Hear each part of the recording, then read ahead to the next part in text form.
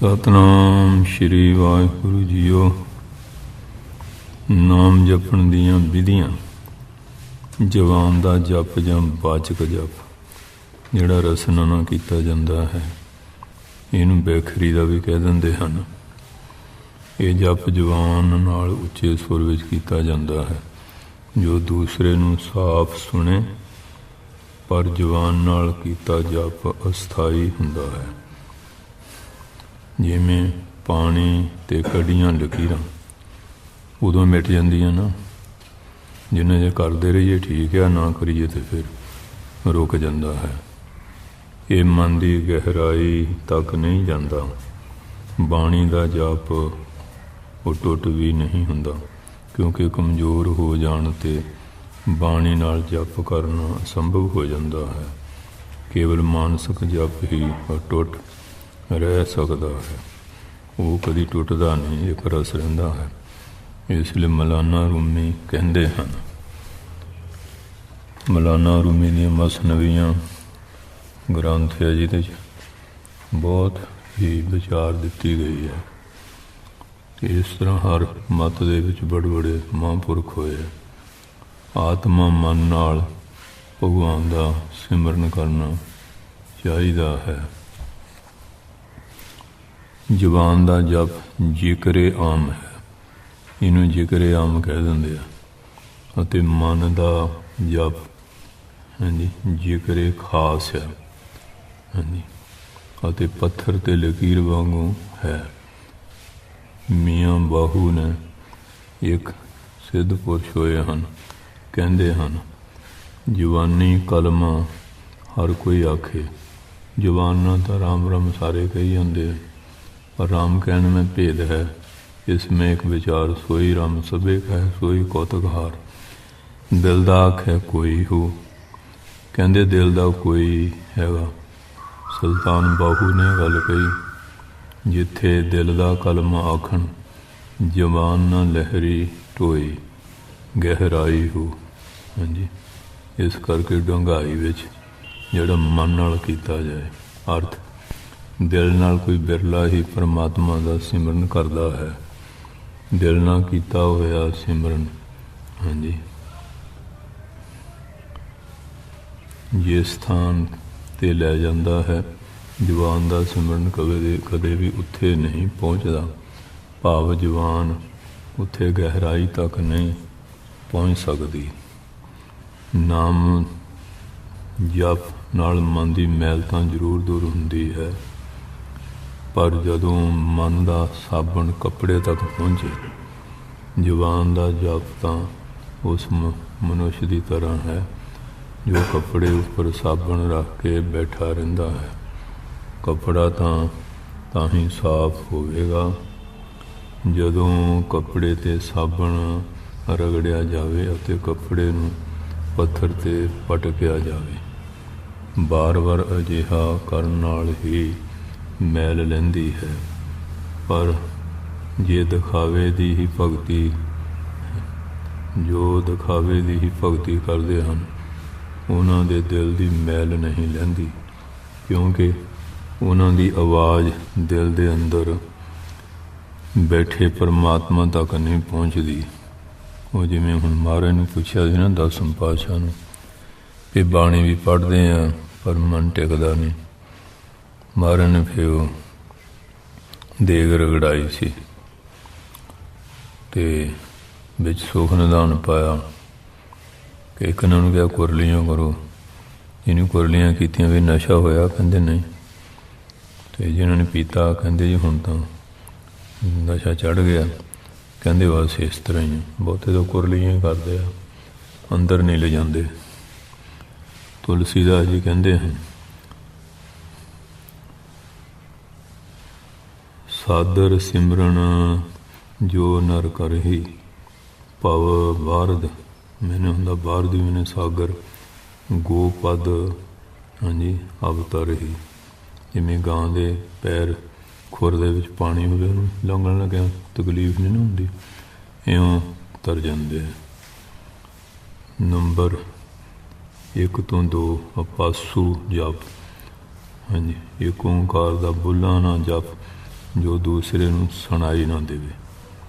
Number 1 2 ਫੇਰ ਦੱਸਦੇ। ਪ੍ਰਾਣ ਦਾ ਜਪ।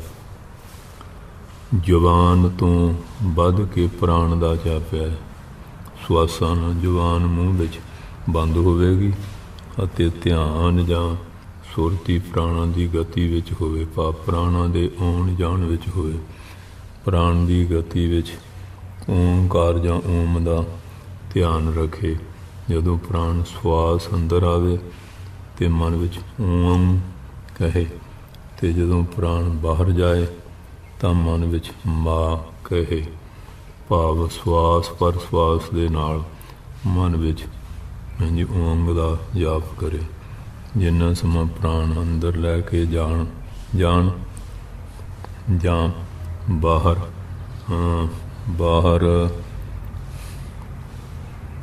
ਕੱਢਣ ਵਿੱਚ ਲੱਗੇ, ਉਨਾ ਹੀ ਸਮਾਂ ਇੱਕ ਓਂਕਾਰ ਦਾ ਮਨ ਵਿੱਚ ਜਾਪ ਹੁੰਦਾ ਰਹੇ। ਜਾਂ ਕਈ ਤੇ ਵਾਹੇ ਜਾਂ ਗੁਰੂ, ਇਸ ਤਰ੍ਹਾਂ ਸਵਾਸਾਂ ਨਾਲ ਕਰਦੇ। ਜਿੰਨਾ ਸਮਾਂ ਪ੍ਰਾਣ ਅੰਦਰ ਲੈ ਕੇ ਜਾਣ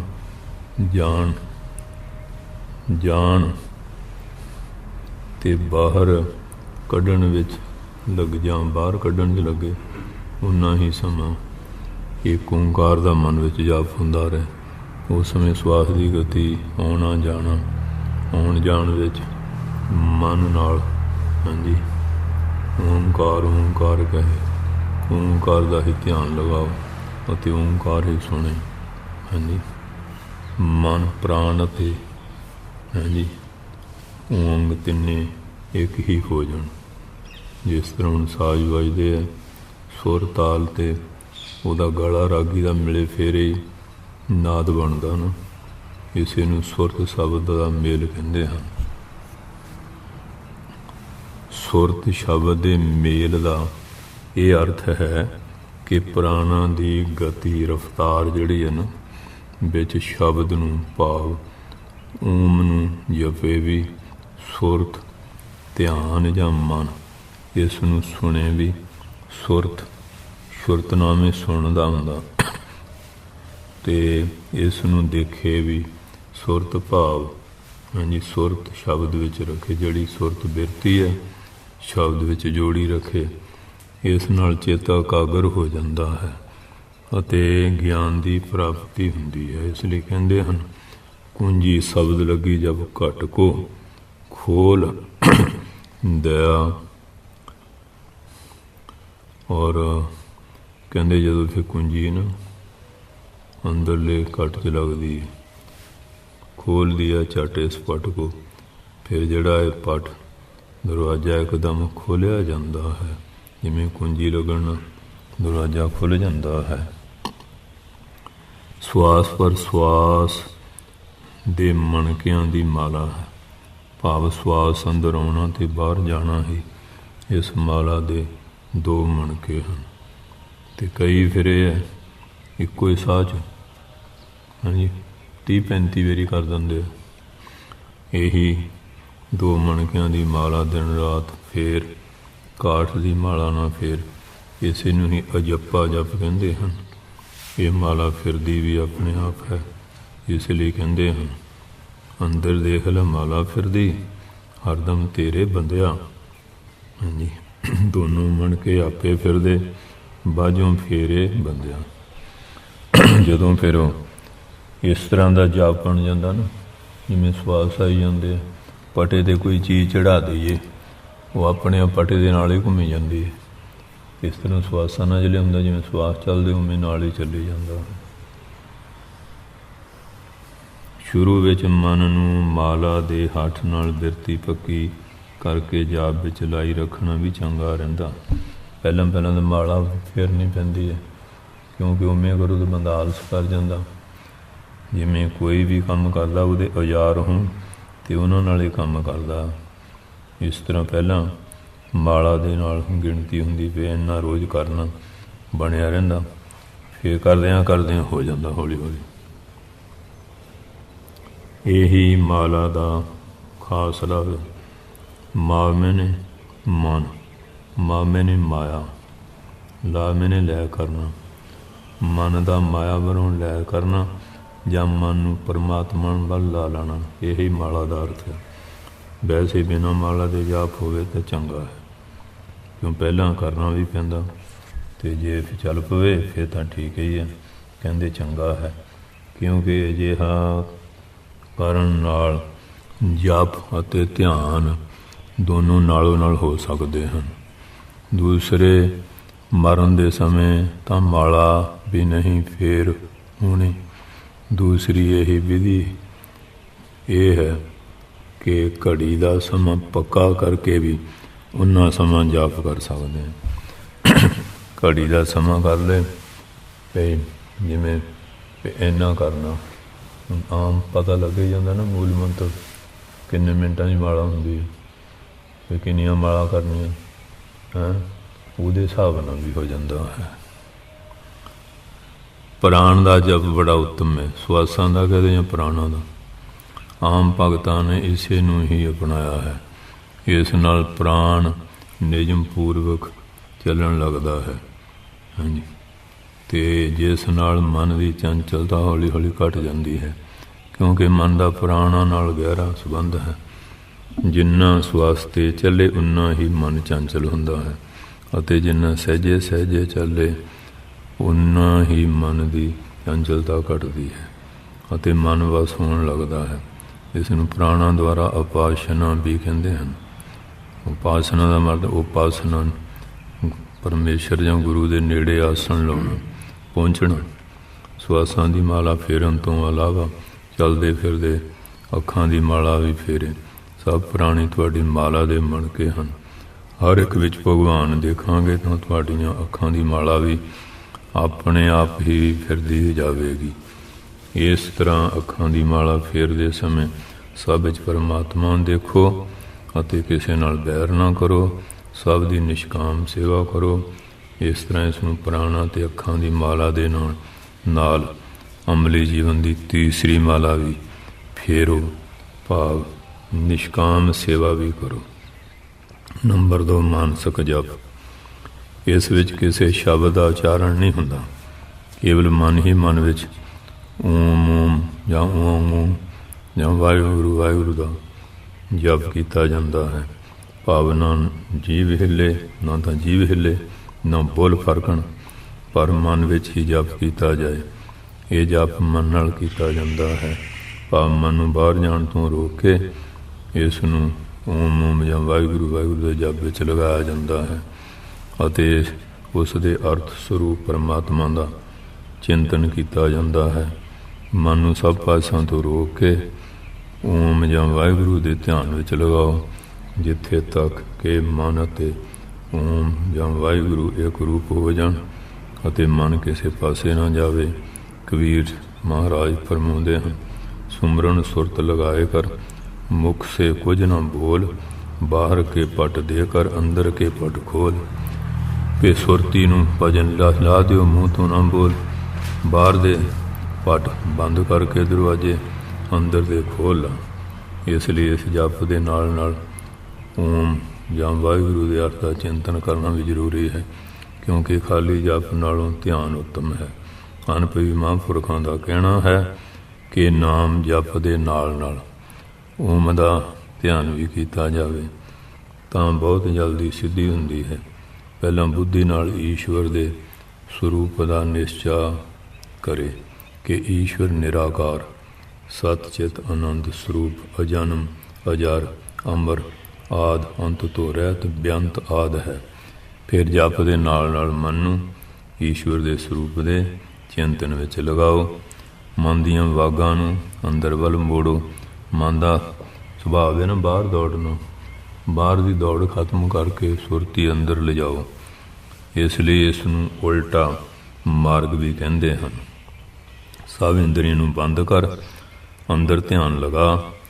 ਫਿਰ ਵੀ ਈਸ਼ਵਰ ਨਾ ਮਿਲੇ ਤਾਂ ਮੇਰੀ ਹੰਸੀ ਉਡਾ।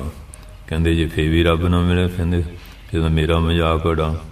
ਭਗਤ ਜੀ ਕਹਿੰਦੇ ਵੀ ਇਸ ਤਰ੍ਹਾਂ ਕਰੇਗਾ ਤੈਨੂੰ ਆਪਣੇ ਆਪੇ ਅਨੁਭਵ ਹੋ ਜਾਏਗਾ। ਪਾਰਸ ਕੋਲ ਹੋਵੇ ਤਾਂ ਕੰਗਾਲ ਕਿਉਂ, ਮਾਨਸਿਕ ਜਪ ਔਖਾ ਜ਼ਰੂਰ ਹੈ, क्योंकि मन बांदर की तरह चंचल है। भाव मन बांदर की तरह नचदा है। जिमें बांदर एक रुख ते एक स्थान स्थिर हो के नहीं बैठता अते एक टाणी तो दूसरी टाणी ते घूमदा फिरदा है। इस तरह मन भी प्रभु सिमरन में स्थिर हो के जां टिक के नहीं लगता, पर अभ्यास नाल ये मानसिक सिमरन आसान हो जाता है। पहला हठ ना करना पैंदा ना, बैठन लगे नींद आउंदी है, आलस आउंदी है। हाँ, ये घड़ी घड़ी टुल्ली जाओगे तो फिर भजन किवें करोगे? भजन करोगे हुण ड्राइवरी करनी हो, घड़ी घड़ी टुलूगा। हाँ, ਜਿਹੜੇ ਮੋਹਰੇ ਉਹਨਾਂ ਨੂੰ ਮਾਰੂਗਾ, ਆਪ ਵੀ ਮਰੂਗਾ, ਹੱਟ ਖਾਊਗਾ ਕਿ ਨਹੀਂ? ਹੈਂ, ਆਹੋ ਨਹੀਂ ਸਮਝਾਉਂਦੇ ਹੁੰਦੇ ਸੀ, ਉਹ ਟੁੱਲਦਾ ਸੀ, ਖੜੀ ਜੀ ਮਾਰਿਆ ਮੋਟਰਸਾਈਕਲ, ਕੁਦਰਤੀ ਅੱਖਾਂ ਬਚ ਗਈਆਂ। ਤੇ ਇਹ ਹੈ ਭੁੱਖ ਤੇ ਨੀਂਦ ਤੇ ਵੀ ਕਾਬੂ ਪਾਉਣਾ ਪੈਂਦਾ ਨਾ। ਇਹ ਜਪ ਸਭ ਤੋਂ ਉੱਤਮ ਹੈ। ਇਸ ਵਿੱਚ ਜਪ ਅਤੇ ਧਿਆਨ ਦੋਨੋਂ ਨਾਲ ਨਾਲ ਹੋ ਸਕਦੇ ਹਨ। ਇਸ ਲਈ ਇਸ ਨਾਲ ਬ੍ਰਹਮ ਦੀ ਪ੍ਰਾਪਤੀ ਦੀ ਮੰਜ਼ਿਲ ਆਸਾਨ ਹੋ ਜਾਂਦੀ ਹੈ, ਕਿਉਂਕਿ ਖਾਲੀ ਜਪ ਨਾਲੋਂ ਧਿਆਨ ਚੰਗਾ ਹੈ। ਇਸ ਲਈ ਮਨ ਦਾ ਜਪ ਚੰਗਾ ਹੈ, ਜਿਸ ਨਾਲ ਜਵਾਨ ਹਿੱਲੇ ਨਾ ਬੋਲ, ਕਿਉਂਕਿ ਜਵਾਨ ਦਾ ਜਪ ਤਾਂ ਜਵਾਨ ਦੇ ਚੱਲਣ 'ਤੇ ਨਿਰਭਰ ਹੈ। ਜੇਕਰ ਜਵਾਨ ਨਾਲ ਵਿੱਚ ਸ਼ਕਤੀ ਨਾ ਹੋਵੇ ਤਾਂ ਫਿਰ ਨਾਮ ਜਪ ਬੰਦ ਹੋ ਜਾਂਦਾ ਹੈ। ਮਰਨ ਦੇ ਸਮੇਂ ਤਾਂ ਜਵਾਨ ਚੱਲਦੀ ਹੀ ਨਹੀਂ। ਇਸ ਲਈ ਜਵਾਨ ਦਾ ਜਪ ਅਟੁੱਟ ਨਹੀਂ ਹੋ ਸਕਦਾ, ਮਾਨਸਿਕ ਜਪ ਹੀ ਅਟੁੱਟ ਹੋ ਸਕਦਾ ਹੈ। ਇਸ ਲਈ ਹੋਰ ਦੂਸਰੇ ਕੰਮਾਂ ਦੇ ਕਰਨ ਨਾਲ ਜਿੰਨਾ ਫਲ ਹੁੰਦਾ ਹੈ, ਉਸ ਨਾਲੋਂ 10 ਗੁਣਾ ਜ਼ੁਬਾਨ ਦੇ ਜਪ ਨਾਲ, 100 ਗੁਣਾ ਪ੍ਰਾਣ ਦੇ ਜਪ ਨਾਲ ਅਤੇ 1000 ਗੁਣਾ ਮਨ ਦੇ ਜਪ ਨਾਲ ਫਲ ਮਿਲਦਾ ਹੈ। ਸੁਰਤ ਨਾਮ ਦੀ ਡੋਰ ਫੜ ਕੇ ਹੀ ਨਾਮੀ ਕੋਲ ਭਗਵਾਨ ਤੱਕ ਪਹੁੰਚ ਜਾਂਦੀ ਹੈ। ਜਿਵੇਂ ਡੋਰ ਦੇ ਆਸਰੇ ਪਤੰਗ ਉੱਡਦਾ ਨਾ, ਇਸ ਤਰ੍ਹਾਂ ਹੀ ਆ। ਜਿਵੇਂ ਮੱਕੜੀ ਤਾਰ ਨਾਲ ਉੱਪਰ ਜਾਂਦੀ ਹੈ। ਨਾਮ ਜਪ ਦਾ ਸਹਾਰਾ ਨਾ ਹੋਣ ਨਾਲ ਬਹੁਤ ਸਮੇਂ ਤੱਕ ਨਾਮੀ ਦੇ ਸਰੂਪ ਵਿੱਚ ਮਨ ਨਹੀਂ ਠਹਿਰ ਸਕਦਾ ਅਤੇ ਨੀਂਦ, ਆਲਸ ਅਤੇ ਸੰਸਾਰਕ ਸੰਕਲਪ ਵਿਕਲਪ ਮਨ ਨੂੰ ਆ ਘੇਰਦੇ ਹਨ। ਨਾਮੀ ਨੂੰ ਯਾਦ ਰੱਖਣ ਦਾ ਸਭ ਤੋਂ ਵੱਡਾ ਆਧਾਰ ਨਾਮ ਹੀ ਹੈ। ਨਾਮ ਨਾਮੀ ਭਗਵਾਨ ਦੇ ਰੂਪ ਨੂੰ ਕਦੇ ਭੁੱਲਣ ਨਹੀਂ ਦਿੰਦਾ। ਨਾਮ ਨਾਲ ਧਿਆਨ ਵਿੱਚ ਪੂਰੀ ਸਹਾਇਤਾ ਮਿਲਦੀ ਹੈ। ਇਸ ਲਈ ਜਦੋਂ ਤੱਕ ਧਿਆਨ ਪੱਕ ਨਾ ਜਾਵੇ, ਨਾਮ ਨਾ ਛੱਡੋ। ਭਾਵ ਜਦੋਂ ਤੱਕ ਆਪਣੇ ਸਰੀਰ ਅਤੇ ਸੰਸਾਰ ਦਾ ਗਿਆਨ ਰਹੇ, ਤਦ ਤੱਕ ਧਿਆਨ ਦੇ ਨਾਲ ਨਾਮ ਜਪ ਦਾ ਅਭਿਆਸ ਜ਼ਰੂਰ ਕਰਦੇ ਰਹੋ। ਉੱਤਮ ਸਾਧਕ ਧਿਆਨ ਲਾਉਂਦੇ ਸਮੇਂ ਆਪਣੇ ਮਨ ਦੇ 2 ਹਿੱਸੇ ਕਰ ਲੈਂਦਾ ਹੈ। ਇੱਕ ਕਿਰਿਆਸ਼ੀਲ ਐਕਟਿਵ ਹਿੱਸਾ ਜਿਸ ਵਿੱਚ ਵਿਚਾਰ ਉੱਠਦੇ ਰਹਿੰਦੇ ਹਨ, ਅਤੇ ਦੂਸਰਾ ਸ਼ਾਂਤ ਖਾਮੋਸ਼ ਹਿੱਸਾ ਜੋ ਪਹਿਲੇ ਵਾਂਗ ਸਾਈਲੈਂਟ, ਪਹਿਲੇ ਭਾਗ ਦਾ ਸੁਆਮੀ ਬਣ ਕੇ ਉਸ ਨੂੰ ਆਪਣੇ ਕਾਬੂ ਵਿੱਚ ਰੱਖਦਾ ਹੈ। ਇਹ ਭਾਗ ਕਿਰਿਆਸ਼ੀਲ ਭਾਗ ਦੇ ਉੱਠਦੇ ਹੋਏ ਵਿਚਾਰਾਂ ਨੂੰ ਰੋਕਦਾ ਹੈ ਅਤੇ ਉਸ ਦੇ ਵਿਚਾਰਾਂ ਨੂੰ ਬਦਲਦਾ ਰਹਿੰਦਾ ਹੈ ਅਤੇ ਉਸ ਨੂੰ ਆਜ਼ਾਦੀ ਨਾਲ ਘੁੰਮਣ ਫਿਰਨ ਦੀ ਆਗਿਆ ਨਹੀਂ ਦਿੰਦਾ, ਕਿਉਂਕਿ ਇਸ ਸ਼ਾਂਤ ਭਾਗ ਦੀ ਸੰਕਲਪ ਸ਼ਕਤੀ ਜਾਂ ਇੱਛਾ ਸ਼ਕਤੀ ਬਲਵਾਨ ਹੁੰਦੀ ਹੈ। ਇਹ ਭਾਗ ਆਪਣੇ ਆਪ ਨੂੰ ਉਹਨਾਂ ਵਿਚਾਰਾਂ ਨਾਲ ਅਸੰਗ ਦੇਖਦਾ ਹੋਇਆ ਉਹਨਾਂ ਵਿੱਚ ਲਪਾਏਮਾਨ ਨਹੀਂ ਹੁੰਦਾ। ਇਸ ਤਰ੍ਹਾਂ ਅਭਿਆਸ ਕਰਨ ਨਾਲ ਸਾਧਕ ਕਿਰਿਆਸ਼ੀਲ ਮਨ ਦੇ ਅਵਾਰਾ ਵਿਚਾਰਾਂ ਨੂੰ ਵੀ ਹੌਲੀ ਰੋਕਦਾ ਜਾਂਦਾ ਹੈ ਅਤੇ ਸਾਰੇ ਮਨ ਨੂੰ ਸਥਿਰ ਅਤੇ ਸ਼ਾਂਤ ਖਾਮੋਸ਼ ਕਰਨ ਵਿੱਚ ਸਫਲ ਹੁੰਦਾ ਹੈ। ਇਸ ਲਈ ਪ੍ਰਭੂ ਦਾ ਧਿਆਨ ਲਗਾਉਂਦੇ ਸਮੇਂ ਜਦੋਂ ਮਨ ਵਿੱਚ ਕਿਸੇ ਦੂਸਰੇ ਚੀਜ਼ ਦਾ ਵਿਚਾਰ ਆਵੇ ਤਾਂ ਉਸ ਸਮੇਂ ਕਹੋ ਕਿ ਨਹੀਂ, ਆਪ ਦਾ ਧੰਨਵਾਦ, ਮੈਨੂੰ ਇਸ ਸਮੇਂ ਆਪ ਦੀ ਲੋੜ ਨਹੀਂ, ਕਿਰਪਾ ਕਰਕੇ ਚੱਲੇ ਜਾਓ। ਜਿਵੇਂ ਉਹ ਕੋਈ ਮਹਾਤਮਾ ਜਾਂਦੇ ਸੀ ਰੇਲ 'ਚ, ਕੋਈ ਸਿਗਰਟ ਪੀ ਕੇ ਧੂੰਆਂ ਮਾਰਦਾ ਸੀ, ਉਹ ਬੀੜੀ ਪੀ ਕੇ ਟੋਟਾ ਸੁੱਟਿਆ। ਉਹ ਕਹਿੰਦਾ ਬੀੜੀ ਕਿਹਦੀ ਸੀ? ਮੇਰੀ। ਬੀੜੀ ਦਾ ਟੋਟਾ ਕਿਹਦਾ? ਇਹ ਵੀ ਮੇਰਾ। ਕਹਿੰਦੇ ਫਿਰ ਇਹ ਧੂੰਆਂ ਕਿਹਦਾ? बीड़ी तेरी हो गई, टोटा भी हो गया, तो जरा धुआं लोगों ने छड्डदा वो किहदा होया? ये बड़ा शर्मिंदा भी धुआं तेरा होया। फिर कहते जरा तेरा धुआं तो तू लोगों लगे छड्डण दिया। फिर बड़ा शर्मिंदा होया।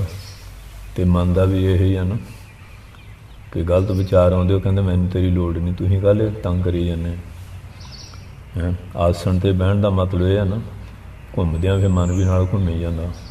जिहड़े आसन ते बैठे फुरने फुरे फिर बैठे रहो, जिवें केले ना बौलद बनया होवे ना, पहलां तो छकाटे पाउंदा घूमदा, जे केला तगड़ा होवे फिर घूम घूम के बह जाता कि नहीं टेके। इस तरह मन है ये मगर जे तुम तुर पै फिर तो गां लई जाता, तो ना लगिए फिर आपे बह जाता। ठीक है कि नहीं? फिर टिक जाता आराम नाल। मैनू इस समय आप दी लोड़ नहीं, किरपा करके चले जाओ ਅਤੇ फिर अपनी सुन अवस्था ਵਿੱਚ आ जाओ, जिथे फुरना ना होवे सुन।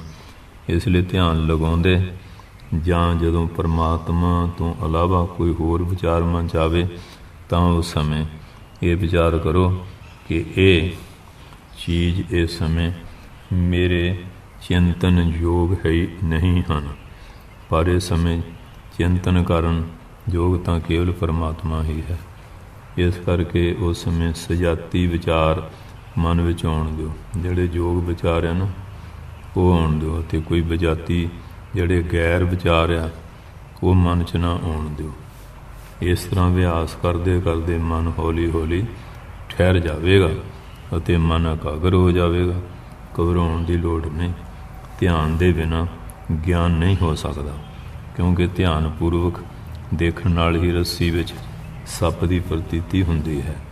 ध्यान शब्द भाव नाम विच ना होवे, पर उस दे प्रतीक जिवें ओम आ, वाहिगुरु आ, चंद आ, आकाश आ, समुंदर आ, असीम प्रकाश आदि विच होवे तां उसदे अर्थां विच होवे। भाव ओम दा जाप अर्थ अति भावना नाल करे। भावना नाल चिंतन करन दा ये अर्थ है कि उस समय असीं प्रभु की सर्वव्यापकता नूं महसूस करिए ਅਤੇ नेड़ता का एहसास करिए कि मेरा मन प्रकाश नाल भर रहा है, मैं अंदर दे सागर विच बह रहा हाँ, मेरे पापां का खात्मा हो रहा है, मेरे विच जन्म मरण या हरक शोक आदि नहीं है, मैं सतचित आनंद स्वरूप ब्रह्म हाँ आदि। निरंकार का ध्यान लाउण की विधि हुण कहंदे भी जिहड़ा निराकार उहदा ध्यान किवें करिए, ते सरगुण का तो चलो सामने दीदा। निराकार का ज्ञान अभेद रूप नाल करना चाहिए है। भाव अपने आप नूं परमात्मा तो अलग ख्याल ना करे कि मेरी जिहड़ी आत्मा परमात्मा का रूप है। अभेद रूप नाल उपासना करन वाला ये भावना करे कि एक सतचित आनंद स्वरूप परमात्मा के बिना होर कुछ नहीं है। परमात्मा के गुणों का चिंतन करदा होया ये भावना पक्की करे कि सब थां ते ब्रह्म ही ब्रह्म है। इसलिए मैं मेरी आत्मा भी ब्रह्म स्वरूप है। निर्गुण ब्रह्म के गुणों नाल संपन्न रूप की कल्पना होवे।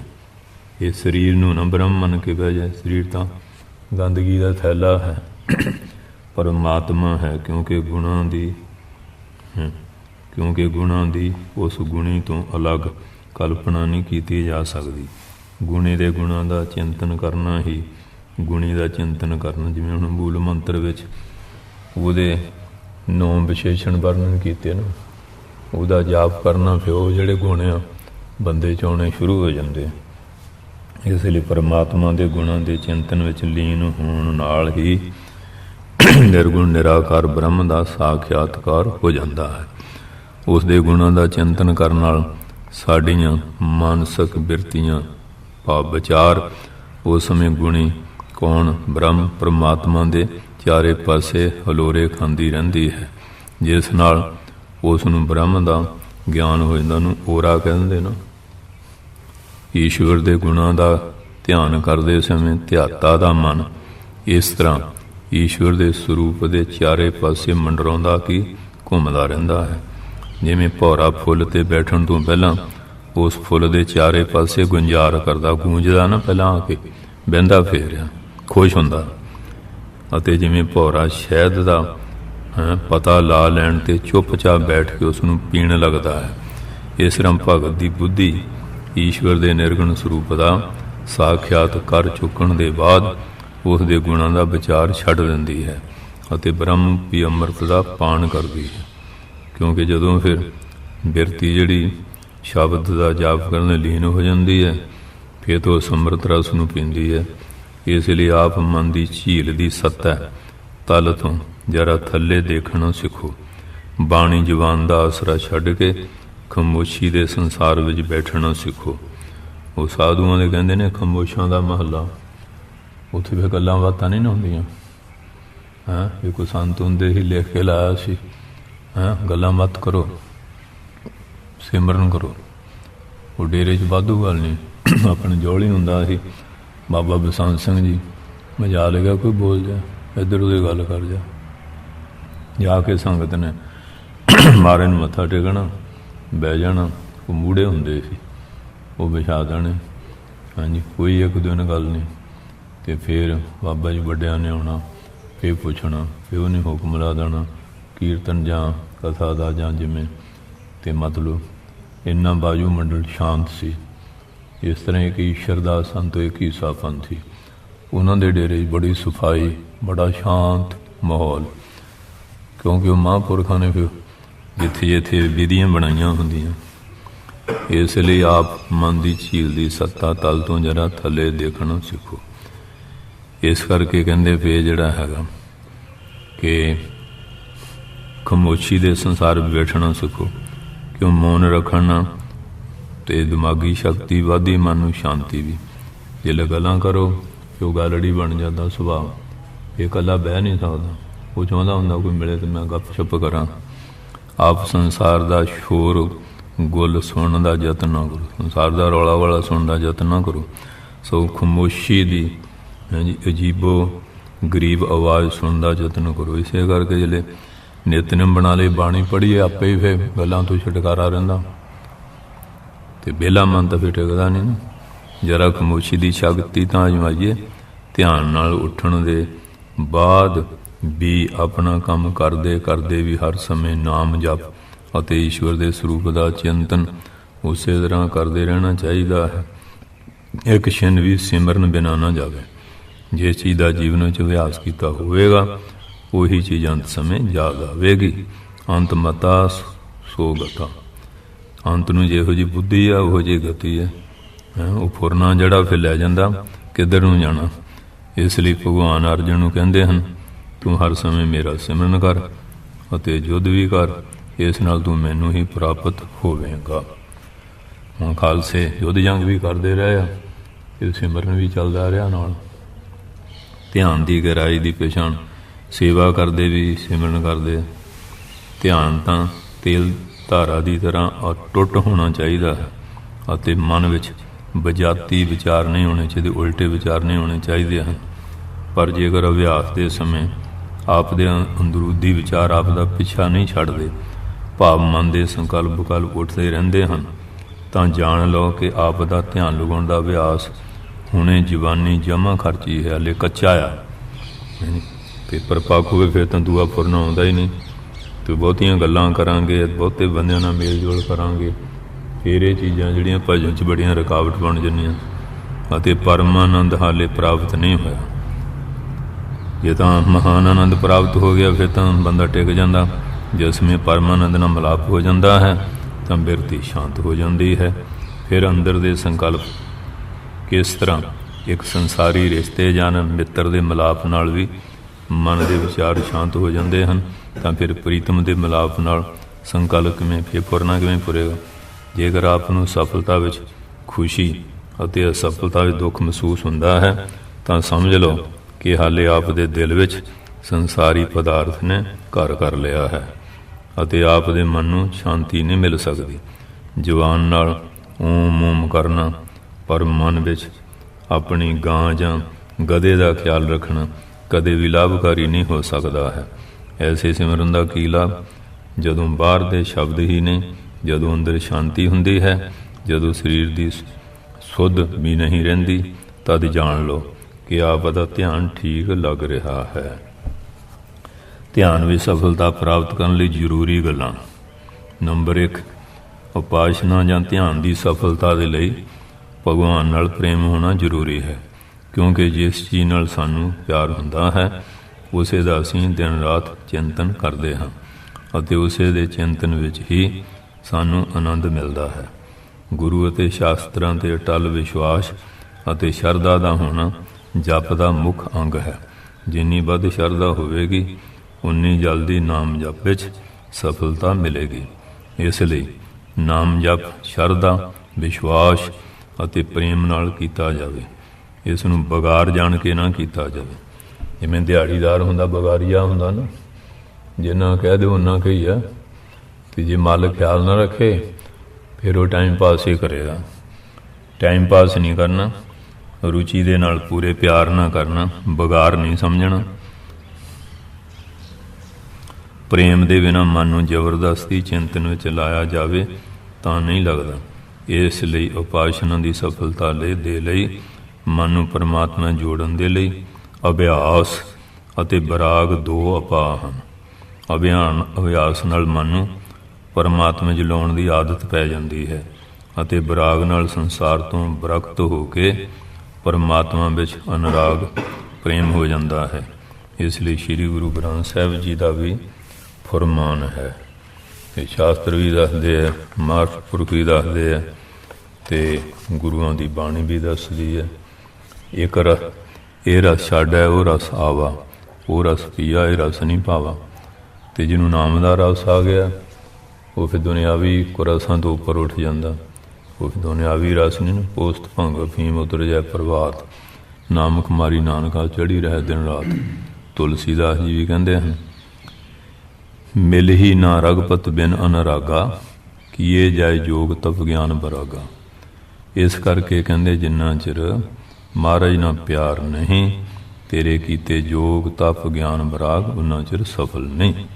ਇਸ ਲਈ ਮਨ ਮੰਦਰ ਤੋਂ ਬਾਸ਼ਨਾ ਦੀ ਧੂੜ ਝਾੜ ਕੇ ਭਗਤੀ ਜਲ ਨਾਲ ਉਸ ਨੂੰ ਧੋ ਕੇ ਗਿਆਨ ਕਿਰਨ ਨਾਲ ਪ੍ਰਕਾਸ਼ਿਤ ਕਰਕੇ ਪ੍ਰੇਮ ਸਿੰਘਾਸਣ 'ਤੇ ਭਗਵਾਨ ਦੀ ਮੂਰਤੀ ਸਥਾਪਿਤ ਕਰਨੀ ਚਾਹੀਦੀ ਹੈ।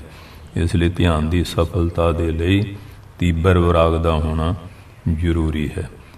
ਵਿਰਾਗ ਨਾਲ ਮਨ ਵਿੱਚ ਜਵਾਰ ਭਾਟਣਾ ਉੱਠਣਾ ਬੰਦ ਹੋ ਜਾਂਦਾ ਹੈ ਅਤੇ ਮਨ ਭਗਵਾਨ ਨਾਲ ਜੁੜ ਜਾਂਦਾ ਹੈ। ਕਿਉਂਕਿ ਜਦੋਂ ਵਿਰਾਗ ਕਰੇਗਾ ਦੁਨੀਆ ਨਾਲੋਂ ਕੁਦਰਤੀ ਮੋਹ ਟੁੱਟ ਜਾਂਦਾ ਹੈ। ਨਹੀਂ ਤਾਂ ਦੁਨੀਆ ਦਾ ਪਿਆਰ ਜਿਹੜਾ, ਦੁਨੀਆ ਦੀ ਰਿਸ਼ਤੇਦਾਰੀਆਂ ਭਗਵਾਨ ਦੇ ਰਸਤੇ 'ਚ ਇਹ ਸਮਝੋ ਦੁਸ਼ਮਣ ਹੀ ਆ। ਤੁਰ ਨਹੀਂ ਨਾ ਦੁਨੀਆ ਉੱਧਰ ਨੂੰ, ਸੰਸਾਰ ਪਿੱਛੇ ਨੂੰ ਖਿੱਚਦਾ।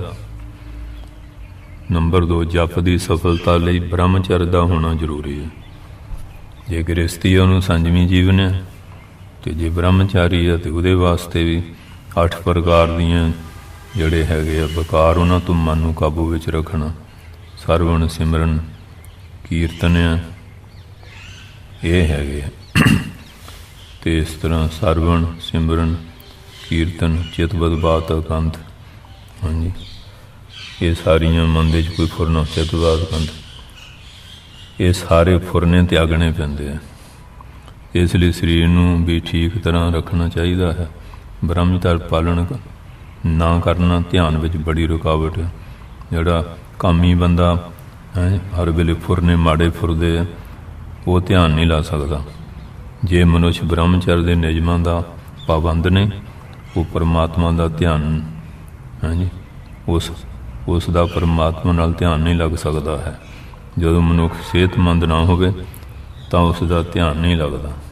ਇਸ ਲਈ ਧਿਆਨ ਲਗਾਉਣ ਦੇ ਲਈ ਸਿਹਤਮੰਦ ਸਭ ਤੋਂ ਜ਼ਰੂਰੀ ਚੀਜ਼ ਹੈ। ਤੀਜਾ, ਜਦੋਂ ਤੱਕ ਸਾਡਾ ਆਹਾਰ, ਵਿਚਾਰ ਅਤੇ ਵਿਵਹਾਰ ਸ਼ੁੱਧ ਨਹੀਂ ਹੁੰਦਾ ਤਦ ਤੱਕ ਭਜਨ ਨਹੀਂ ਬਣ ਸਕਦਾ। ਅਤੇ ਜਿਹੜਾ ਪੇਟੂ ਬੰਦਾ ਚਟਪਟੀਆਂ ਚੀਜ਼ਾਂ ਖਾਂਦਾ ਜਾਂ ਵਿਚਾਰ ਵਾਲੇ ਪੁੱਠੇ ਹੈ, ਵਿਹਾਰ ਵੀ ਲੋਕਾਂ ਨਾਲ ਲੈਣ ਦੇਣ ਗਲਤ ਆ, ਆਚਾਰ ਚਾਲ ਚੱਲਣ ਵੀ ਸ਼ੁੱਧ ਨਹੀਂ ਹੈ, ਉਹ ਭਜਨ ਕੀ ਕਰੇਗਾ। ਚੌਥਾ, ਜਿਸ ਸਥਾਨ ਜਾਂ ਕਮਰੇ ਵਿੱਚ ਧਿਆਨ ਦਾ ਅਭਿਆਸ ਕੀਤਾ ਜਾਵੇ ਉਹ ਸਥਾਨ ਸ਼ੁੱਧ ਹੋਵੇ, ਕਮਰੇ ਵਿੱਚ ਹਵਾ ਸਾਫ਼ ਹੋਵੇ, ਉਸ ਵਿੱਚ ਖਰਾਬ ਫੋਟੋ ਆਦਿ ਨਾ ਹੋਵੇ, ਤੇ ਜੇ ਉੱਥੇ ਗਾਂਧੀਆਂ ਫੋਟੋਆਂ ਲਾਈਆਂ ਉਹ ਵੀ ਮਨ 'ਚ ਰੁਕਾਵਟ ਪਾਉਂਦੀਆਂ। ਪੰਜਵਾਂ, ਉਪਾਸਨਾ ਕਰਨ ਦਾ ਸਮਾਂ ਨਿਸ਼ਚਿਤ ਹੋਵੇ। ਇਹ ਨਹੀਂ ਕਦੇ ਉੱਠ ਖੜਿਆ ਕਦੀ ਉੱਠ ਖੜਿਆ। ਟਾਈਮ ਟੇਬਲ ਜਿਵੇਂ ਹੁਣ ਬਣਾਇਆ, ਟਾਈਮ ਟੇਬਲ ਨਾਲ ਚੱਲੇ ਫੇਰ ਗੱਲ ਬਣਦੀ ਹੈ। ਉਪਾਸਨਾ ਦਾ ਸਮਾਂ ਨਿਸ਼ਚਿਤ ਹੋਵੇ। ਇਹ ਨਾ ਹੋਵੇ ਕਦੇ ਕਿਸੇ ਸਮੇਂ ਪਰਮਾਤਮਾ ਦਾ ਚਿੰਤਨ ਕੀਤਾ, ਕਦੇ ਕਿਸੇ ਸਮੇਂ ਪਰਮਾਤਮਾ ਚਿੰਤਨ ਕੀਤਾ ਅਤੇ ਕਿਸੇ ਸਮੇਂ ਇਸ ਤਰ੍ਹਾਂ ਸਮੇਂ ਦੀ ਪਾਬੰਦੀ ਦਾ ਪੂਰਾ ਧਿਆਨ ਰੱਖਿਆ ਜਾਏ। ਅਤੇ ਜਿਹੜਾ ਫਿਰ ਸਮੇਂ ਦਾ ਨਹੀਂ ਕਦਰ ਕਰਦਾ ਉਹਦੀ ਵੀ ਕਦਰ ਨਹੀਂ ਹੁੰਦੀ। ਛੇਵਾਂ, ਸ਼ੁੱਧ ਕਾਲ ਧਿਆਨ ਲਗਾਉਣ ਦਾ ਐਸਾ ਸਮਾਂ ਨਿਸ਼ਚੈ ਕੀਤਾ ਜਾਵੇ ਜਦੋਂ ਹੋਰ ਕੋਈ ਕੰਮ ਨਾ ਹੋਵੇ, ਨਹੀਂ ਤਾਂ ਭਜਨ ਵਿੱਚ ਮਨ ਨਹੀਂ ਲੱਗੇਗਾ। ਸੱਤਵਾਂ, ਭਜਨ ਵਿੱਚ ਪ੍ਰਮੋਦ ਅਤੇ ਮੌਤ ਹੈ, ਇਸ ਲਈ ਇਸ ਵਿੱਚ ਨਾਗਾ ਨਾ ਪੈ ਜਾਏ। ਮਨ ਵਿੱਚ ਖੁਸ਼ੀ ਹੋਵੇ ਕਿ ਮੈਂ ਖੁਸ਼ੀ ਭਜਨ ਕਰਨਾ, ਨਾਗਾ ਨਾ ਪਾਵੇ, ਬੱਧਾ ਰੁਦਾ ਨਾ ਕਰੇ। ਅੱਠਵਾਂ, ਥੋੜ੍ਹਾ ਬਹੁਤ ਸਵੈ ਅਧਿਆਨ ਅਤੇ ਸਤਸੰਗ ਵੀ ਜ਼ਰੂਰੀ ਕਿ ਜੇ ਮਹਾਂਪੁਰਖ ਨਾ ਹੋਣ ਅਤੇ ਫਿਰ ਉਹਨਾਂ ਦੇ ਚੰਗੇ ਗ੍ਰੰਥ ਜਿਹੜੇ ਆ ਉਹ ਪੜ੍ਹਦਾ ਰਹੇ ਅਤੇ ਸਤਸੰਗ ਵੀ ਜ਼ਰੂਰੀ ਹੈ। ਉਹਦੇ ਨਾਲ ਪ੍ਰੇਰਨਾ ਮਿਲਦੀ ਹੈ, ਮਨ ਆਲਸੀ ਢਿੱਲਾ ਨਹੀਂ ਪੈਂਦਾ। ਨੌਵਾਂ, ਧਿਆਨ ਦਾ ਅਭਿਆਸ ਧੀਰਜ ਅਤੇ ਸਮਭਾਵ ਨਾਲ ਕੀਤਾ ਜਾਏ। ਭਾਵ ਸਫਲਤਾ ਵਿੱਚ ਫੁੱਲ ਨਾ ਜਾਏ। ਜੇ ਕੋਈ ਸਫਲਤਾ ਮਿਲੀ, ਇਹ ਨਹੀਂ ਵੀ ਐਵੇਂ ਕਰਦਾ ਰਿਹਾ। ਉੱਥੇ ਰੋਪੜ ਹੁੰਦਾ ਇਹ ਨਿਹੰਗ ਸਿੰਘ ਅਤੇ ਕਹਿੰਦਾ ਮੈਨੂੰ ਮਹਾਰਾਜ ਦਰਸ਼ਨ ਹੋਏ ਅਤੇ ਮੈਂ ਜਦ ਪਤਾ ਸੀ ਵੀ ਕਿਸ ਤਰ੍ਹਾਂ, ਮੈਂ ਕਿਹੋ ਜਿਹਾ, ਕਹਿੰਦਾ ਜਿਹੋ ਜਿਹਾ ਰੁਮਾਲੇ 'ਤੇ ਸੀ, ਉਹ ਰੁਮਾਲਾਂ 'ਤੇ ਅੱਗੇ ਫੋਟੋਆਂ ਆਉਂਦੀਆਂ ਸੀ ਨਾ, ਅਤੇ ਉਹ ਇੰਨੇ ਭੁੱਲ ਗਿਆ। ਮੈਂ ਕਿਹਾ ਜੇ ਪ੍ਰਤਾਪ ਹੋ ਜਾਂਦੇ ਪਤਾ ਨਹੀਂ ਕੀ ਕਰਦਾ। ਚਲੋ ਗੱਲ ਤਾਂ ਚੰਗੀ ਆ ਅਤੇ ਤੈਨੂੰ ਚੰਗਾ ਹੀ ਸੁਪਨਾ ਆਇਆ, ਮਾੜੀ ਗੱਲ ਨਹੀਂ, ਪਰ ਸਮਾਈ ਕਰਨੀ ਚਾਹੀਦੀ ਹੈ। ਜੇ ਸਫਲਤਾ ਮਿਲੇ ਐਵੇਂ ਨਾ ਭੁੱਲ ਜਾਏ ਅਤੇ ਅਸਫਲਤਾ ਵਿੱਚ ਨਿਰਾਸ਼ ਨਾ ਹੋਵੇ। ਜੇ ਸਫਲਤਾ ਮਿਲੇ ਨਿਰਾਸ਼ ਨਾ ਹੋਵੇ। ਪਹਿਲਾਂ ਅੱਗ ਬਾਲਦੇ ਹਾਂ ਤਾਂ ਬੁਝ ਜਾਂਦੀ ਹੈ, ਪਰ ਜਦੋਂ ਇੱਕ ਵਾਰ ਬਲ ਜਾਵੇ ਤਾਂ ਫਿਰ ਨਹੀਂ ਬੁਝਦੀ।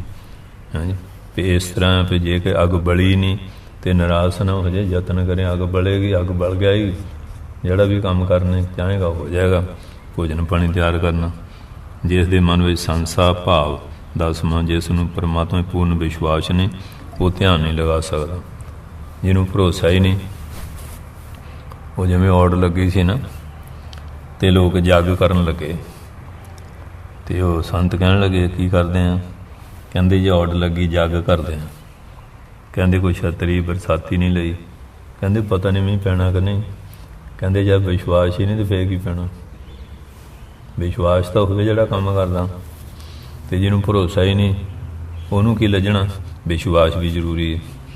ਨੰਬਰ 11, ਤਮਾਸ਼ੇ ਅਤੇ ਸਿਨੇਮਾ ਦੇਖਣ ਨਾਲ ਮਨ ਚੰਚਲ ਰਹਿੰਦਾ ਹੈ। ਇਸ ਲਈ ਅਜਿਹੇ ਮਨੁੱਖ ਦਾ ਪਰਮਾਤਮਾ ਵੱਲ ਧਿਆਨ ਨਹੀਂ ਲੱਗ ਸਕਦਾ। ਅਤੇ ਜਿਹਨੂੰ ਇਹ ਆ ਪਿਆ ਜੋ ਉੱਥੇ ਘੁੰਮ ਘੁਮਾਈਏ ਦੇਖ ਆਈਏ, ਉਹਨੇ ਫਿਰ ਕੀ ਭਜਨ ਕਰਨਾ। ਉਪਾਸਨਾ ਦਾ ਅਰਥ ਉਪ ਦਾ ਅਰਥ ਹੈ ਕੋਲ ਸਮੀਪ, ਆਸਨਾ ਦਾ ਅਰਥ ਹੈ ਬੈਠਣਾ। ਇਸ ਲਈ ਉਪਾਸਨਾ ਦਾ ਅਰਥ ਹੈ ਪਰਮਾਤਮਾ ਦੇ ਕੋਲ ਬੈਠਣਾ, ਭਾਵ ਪਰਮਾਤਮਾ ਦਾ ਚਿੰਤਨ ਕਰਨਾ ਜਾਂ ਉਸ ਨੂੰ ਯਾਦ ਕਰਨਾ। ਇਸ ਦਾ ਅਰਥ ਇਹ ਹੈ ਕਿ ਪਰਮਾਤਮਾ ਦੀ ਸਰਵ ਵਿਆਪਕਤਾ ਨੂੰ ਮਹਿਸੂਸ ਕਰਨਾ, ਉਸ ਦੀ ਸਮੀਪਤਾ ਅਤੇ ਨਿਕਟਤਾ ਨੂੰ ਮਹਿਸੂਸ ਅਨੁਭਵ ਕਰਨਾ। ਇਹ ਸਰੀਰਕ ਚੇਸ਼ਟਾ ਨਹੀਂ, ਮਾਨਸਿਕ ਅਨੁਭਵ ਹੈ। ਅਗਿਆਨਤਾ ਦੇ ਕਾਰਨ ਹੀ ਅਸੀਂ ਉਸ ਨੂੰ ਦੂਰ ਸਮਝਦੇ ਹਾਂ। ਇੱਕ ਵਾਰ ਵੀਰ ਜੀ ਮਹਾਰਾਜ ਨਾਲ ਦਹਿਲੀਜ਼ ਵਿੱਚ ਇੱਕ ਇਸਤਰੀ ਨੇ ਸਵਾਲ ਕੀਤਾ ਕਿ ਕੀ ਇੱਕ ਥਾਂ 'ਤੇ ਬੈਠ ਕੇ ਹੀ ਪਰਮਾਤਮਾ ਦਾ ਨਾਮ ਲੈਣਾ ਜ਼ਰੂਰੀ ਹੈ? ਕੀ ਚੱਲਦੇ ਫਿਰਦੇ ਪਰਮਾਤਮਾ ਦਾ ਨਾਮ ਨਹੀਂ ਲਿਆ ਜਾ ਸਕਦਾ? ਵੀਰ ਜੀ ਮਹਾਰਾਜ ਨੇ ਸਵਾਲ ਦਾ ਜਵਾਬ ਬਹੁਤ ਹੀ ਸੁੰਦਰ ਢੰਗ ਨਾਲ ਦਿੱਤਾ। ਉਹਨਾਂ ਨੇ ਉਸ ਇਸਤਰੀ ਨੂੰ ਪੁੱਛਿਆ ਕਿ ਜੇਕਰ ਤੁਹਾਡਾ ਪਤੀ ਕੰਮ ਵੀ ਕਰਦਾ ਰਹੇ ਅਤੇ ਤੁਹਾਡੇ ਨਾਲ ਵੀ ਗੱਲਬਾਤ ਕਰਦਾ ਰਹੇ ਤਾਂ ਕੀ ਤੁਸੀਂ ਨਹੀਂ ਚਾਹੁੰਦੇ ਕਿ ਤੇਰਾ ਪਤੀ ਤੇਰੇ ਕੋਲ ਬੈਠ ਕੇ ਗੱਲਾਂ ਕਰੇ? ਉਹ ਇਸਤਰੀ ਨੇ ਕਿਹਾ ਕਿ ਚੱਲਦੇ ਫਿਰਦੇ ਗੱਲਾਂ ਕਰਨ ਨਾਲ ਤਾਂ ਕੋਈ ਮਜ਼ਾ ਨਹੀਂ ਆਉਂਦਾ। ਮੈਂ ਚਾਹੁੰਦੀ ਹਾਂ ਕਿ ਮੇਰਾ ਪਤੀ ਮੇਰੇ ਕੋਲ ਬੈਠ ਕੇ ਗੱਲਾਂ ਕਰੇ। ਇਸ 'ਤੇ ਵੀਰ ਜੀ ਮਹਾਰਾਜ ਨੇ ਕਿਹਾ ਕਿ ਚੱਲਦੇ ਫਿਰਦੇ ਪਰਮਾਤਮਾ ਦਾ ਨਾਮ ਲੈਣ ਵਿੱਚ ਕੋਈ ਹਰਜ ਨਹੀਂ, ਪਰ ਇੱਕ ਥਾਂ 'ਤੇ ਬੈਠ ਕੇ ਪਰਮਾਤਮਾ ਦੇ ਨਾਮ ਲੈਣ ਨਾਲ ਜੋ ਆਨੰਦ ਆਉਂਦਾ ਹੈ ਉਹ ਚੱਲਦੇ ਫਿਰਦੇ ਨਾਮ ਲੈਣ ਵਿੱਚ ਨਹੀਂ ਹੈ। ਬੈਠ ਕੇ ਪ੍ਰਭੂ ਦਾ ਧਿਆਨ ਲਗਾਉਣਾ ਉਸ ਸਮੇਂ ਪਰਮ ਪਿਤਾ ਦੀ ਗੋਦ ਵਿੱਚ ਖੇਡਣਾ ਹੈ ਅਤੇ ਪ੍ਰਭੂ ਨਾਲ ਗੱਲਾਂ ਕਰਨਾ ਹੈ। ਇਸ ਲਈ ਇੱਕ ਸਥਾਨ 'ਤੇ ਬੈਠ ਕੇ ਪ੍ਰਭੂ ਦਾ ਨਾਮ ਜਪ ਕਰਨਾ ਪਰਮ ਜ਼ਰੂਰੀ ਹੈ। ਇਹ ਠੀਕ ਹੈ, ਅਭਿਆਸ ਕਰਦੇ ਵੀ ਰੱਖੋ, ਅਤੇ ਫਿਰ ਇਹ ਆ ਬੈਠ ਕੇ ਵੀ ਪਾਠ ਪੂਜਾ ਕਰਨੀ ਜ਼ਰੂਰੀ ਆ। ਹੁਣ ਇਹਨਾਂ ਨੂੰ ਪਾਠ ਸਹਿਜ ਲਾਏ ਆ, ਬਹਾਨੇ ਨਾਲ ਬਹਿ ਹੋ ਜਾਂਦਾ, ਜਾਪ ਹੋ ਜਾਂਦਾ। ਸਤਸੰਗ 'ਚ ਵੀ ਬੈਠ ਕੇ ਉਪਾਸਨਾ ਜਾਂ ਧਿਆਨ ਦਾ ਸਰੂਪ ਸੰਕਲਪ ਰਹਿਤ ਥੋਟਲੈਸ ਹੋਣਾ ਸਭ ਤੋਂ ਉੱਤਮ ਧਿਆਨ ਯੋਗ ਹੈ। ਸਵਾਮੀ ਸ਼ੰਕਰਾਚਾਰੀਆ ਭਾਵ ਮਨ ਨੂੰ ਸਭ ਪਾਸਿਆਂ ਤੋਂ ਰੋਕ ਕੇ ਓਂਗ ਦੇ ਧਿਆਨ ਵਿੱਚ ਲਾ ਦਿੱਤਾ ਜਾਵੇ, ਜਿੱਥੇ ਤੱਕ ਕਿ ਮਨ ਅਤੇ ਓਮ ਇੱਕ ਰੂਪ ਹੋ ਜਾਣ ਅਤੇ ਮਨ ਕਿਸੇ ਹੋਰ ਪਾਸੇ ਨਾ ਜਾਵੇ। ਓਮ ਦਾ ਮਨ ਨਾਲ ਜਪ ਕਰੋ ਅਤੇ ਧਿਆਨ ਤਿਰਕੁਟੀ ਜਾਂ ਹਿਰਦੇ ਵਿੱਚ ਲਗਾਓ। ਉੱਥੇ ਪ੍ਰਕਾਸ਼ ਜਾਂ ਓਮ ਦੇਖਣ ਦਾ ਯਤਨ ਕਰੋ। ਵਾਰ-ਵਾਰ ਯਤਨ ਕਰਨ 'ਤੇ ਉਹ ਪ੍ਰਕਾਸ਼ ਜਾਂ ਓਮ ਦਿਖਾਈ ਦੇਵੇਗਾ। ਜਦੋਂ ਪ੍ਰਕਾਸ਼ ਦਿਖਾਈ ਦੇਵੇ ਤਾਂ ਸਮਝੋ ਧਿਆਨ ਠੀਕ ਹੋ ਰਿਹਾ ਹੈ। ਤੇ ਪ੍ਰਕਾਸ਼ ਦਿਸੇ ਨਾ, ਤੇ ਸਮਝੇ ਹੁਣ ਪ੍ਰਕਾਸ਼ ਜਿਹੜਾ ਸਾਡਾ ਧਿਆਨ ਠੀਕ ਹੋ ਰਿਹਾ ਹੈ। ਅੰਮ੍ਰਿਤ ਵੇਲੇ 3 ਵਜੇ ਤੋਂ 6 ਵਜੇ ਤੱਕ ਦਾ ਸਮਾਂ ਸਭ ਤੋਂ ਚੰਗਾ ਹੈ।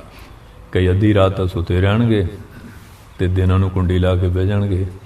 ਹੁਣ ਬਾਬੇ ਭਜਨ ਕਰਦੇ ਆ, 1 ਵਜੇ ਤੋਂ ਸੂਰਜ ਚੜ੍ਹਨ ਲਈ ਥੋੜ੍ਹਾ ਟਾਈਮ ਹੈ। ਐਡਾ ਕਿਹੜਾ ਦੱਤਾਤਰੇय ਵੀ ਸਮਾਧੀ ਲਾ ਲੂਗਾ। ਰਾਤ ਤਾਂ ਸੁੱਤੇ ਰਹਿਣਾ, ਅੱਧੀ ਰਾਤ ਨੂੰ ਲੋਕਾਂ ਦੇ ਘਰਾਂ 'ਚ ਘੁੰਮੀ ਜਾਣਾ, ਫਿਰ ਕੁੰਡੀਆਂ ਲਾ ਕੇ ਬਹਿ ਜਾਣਾ।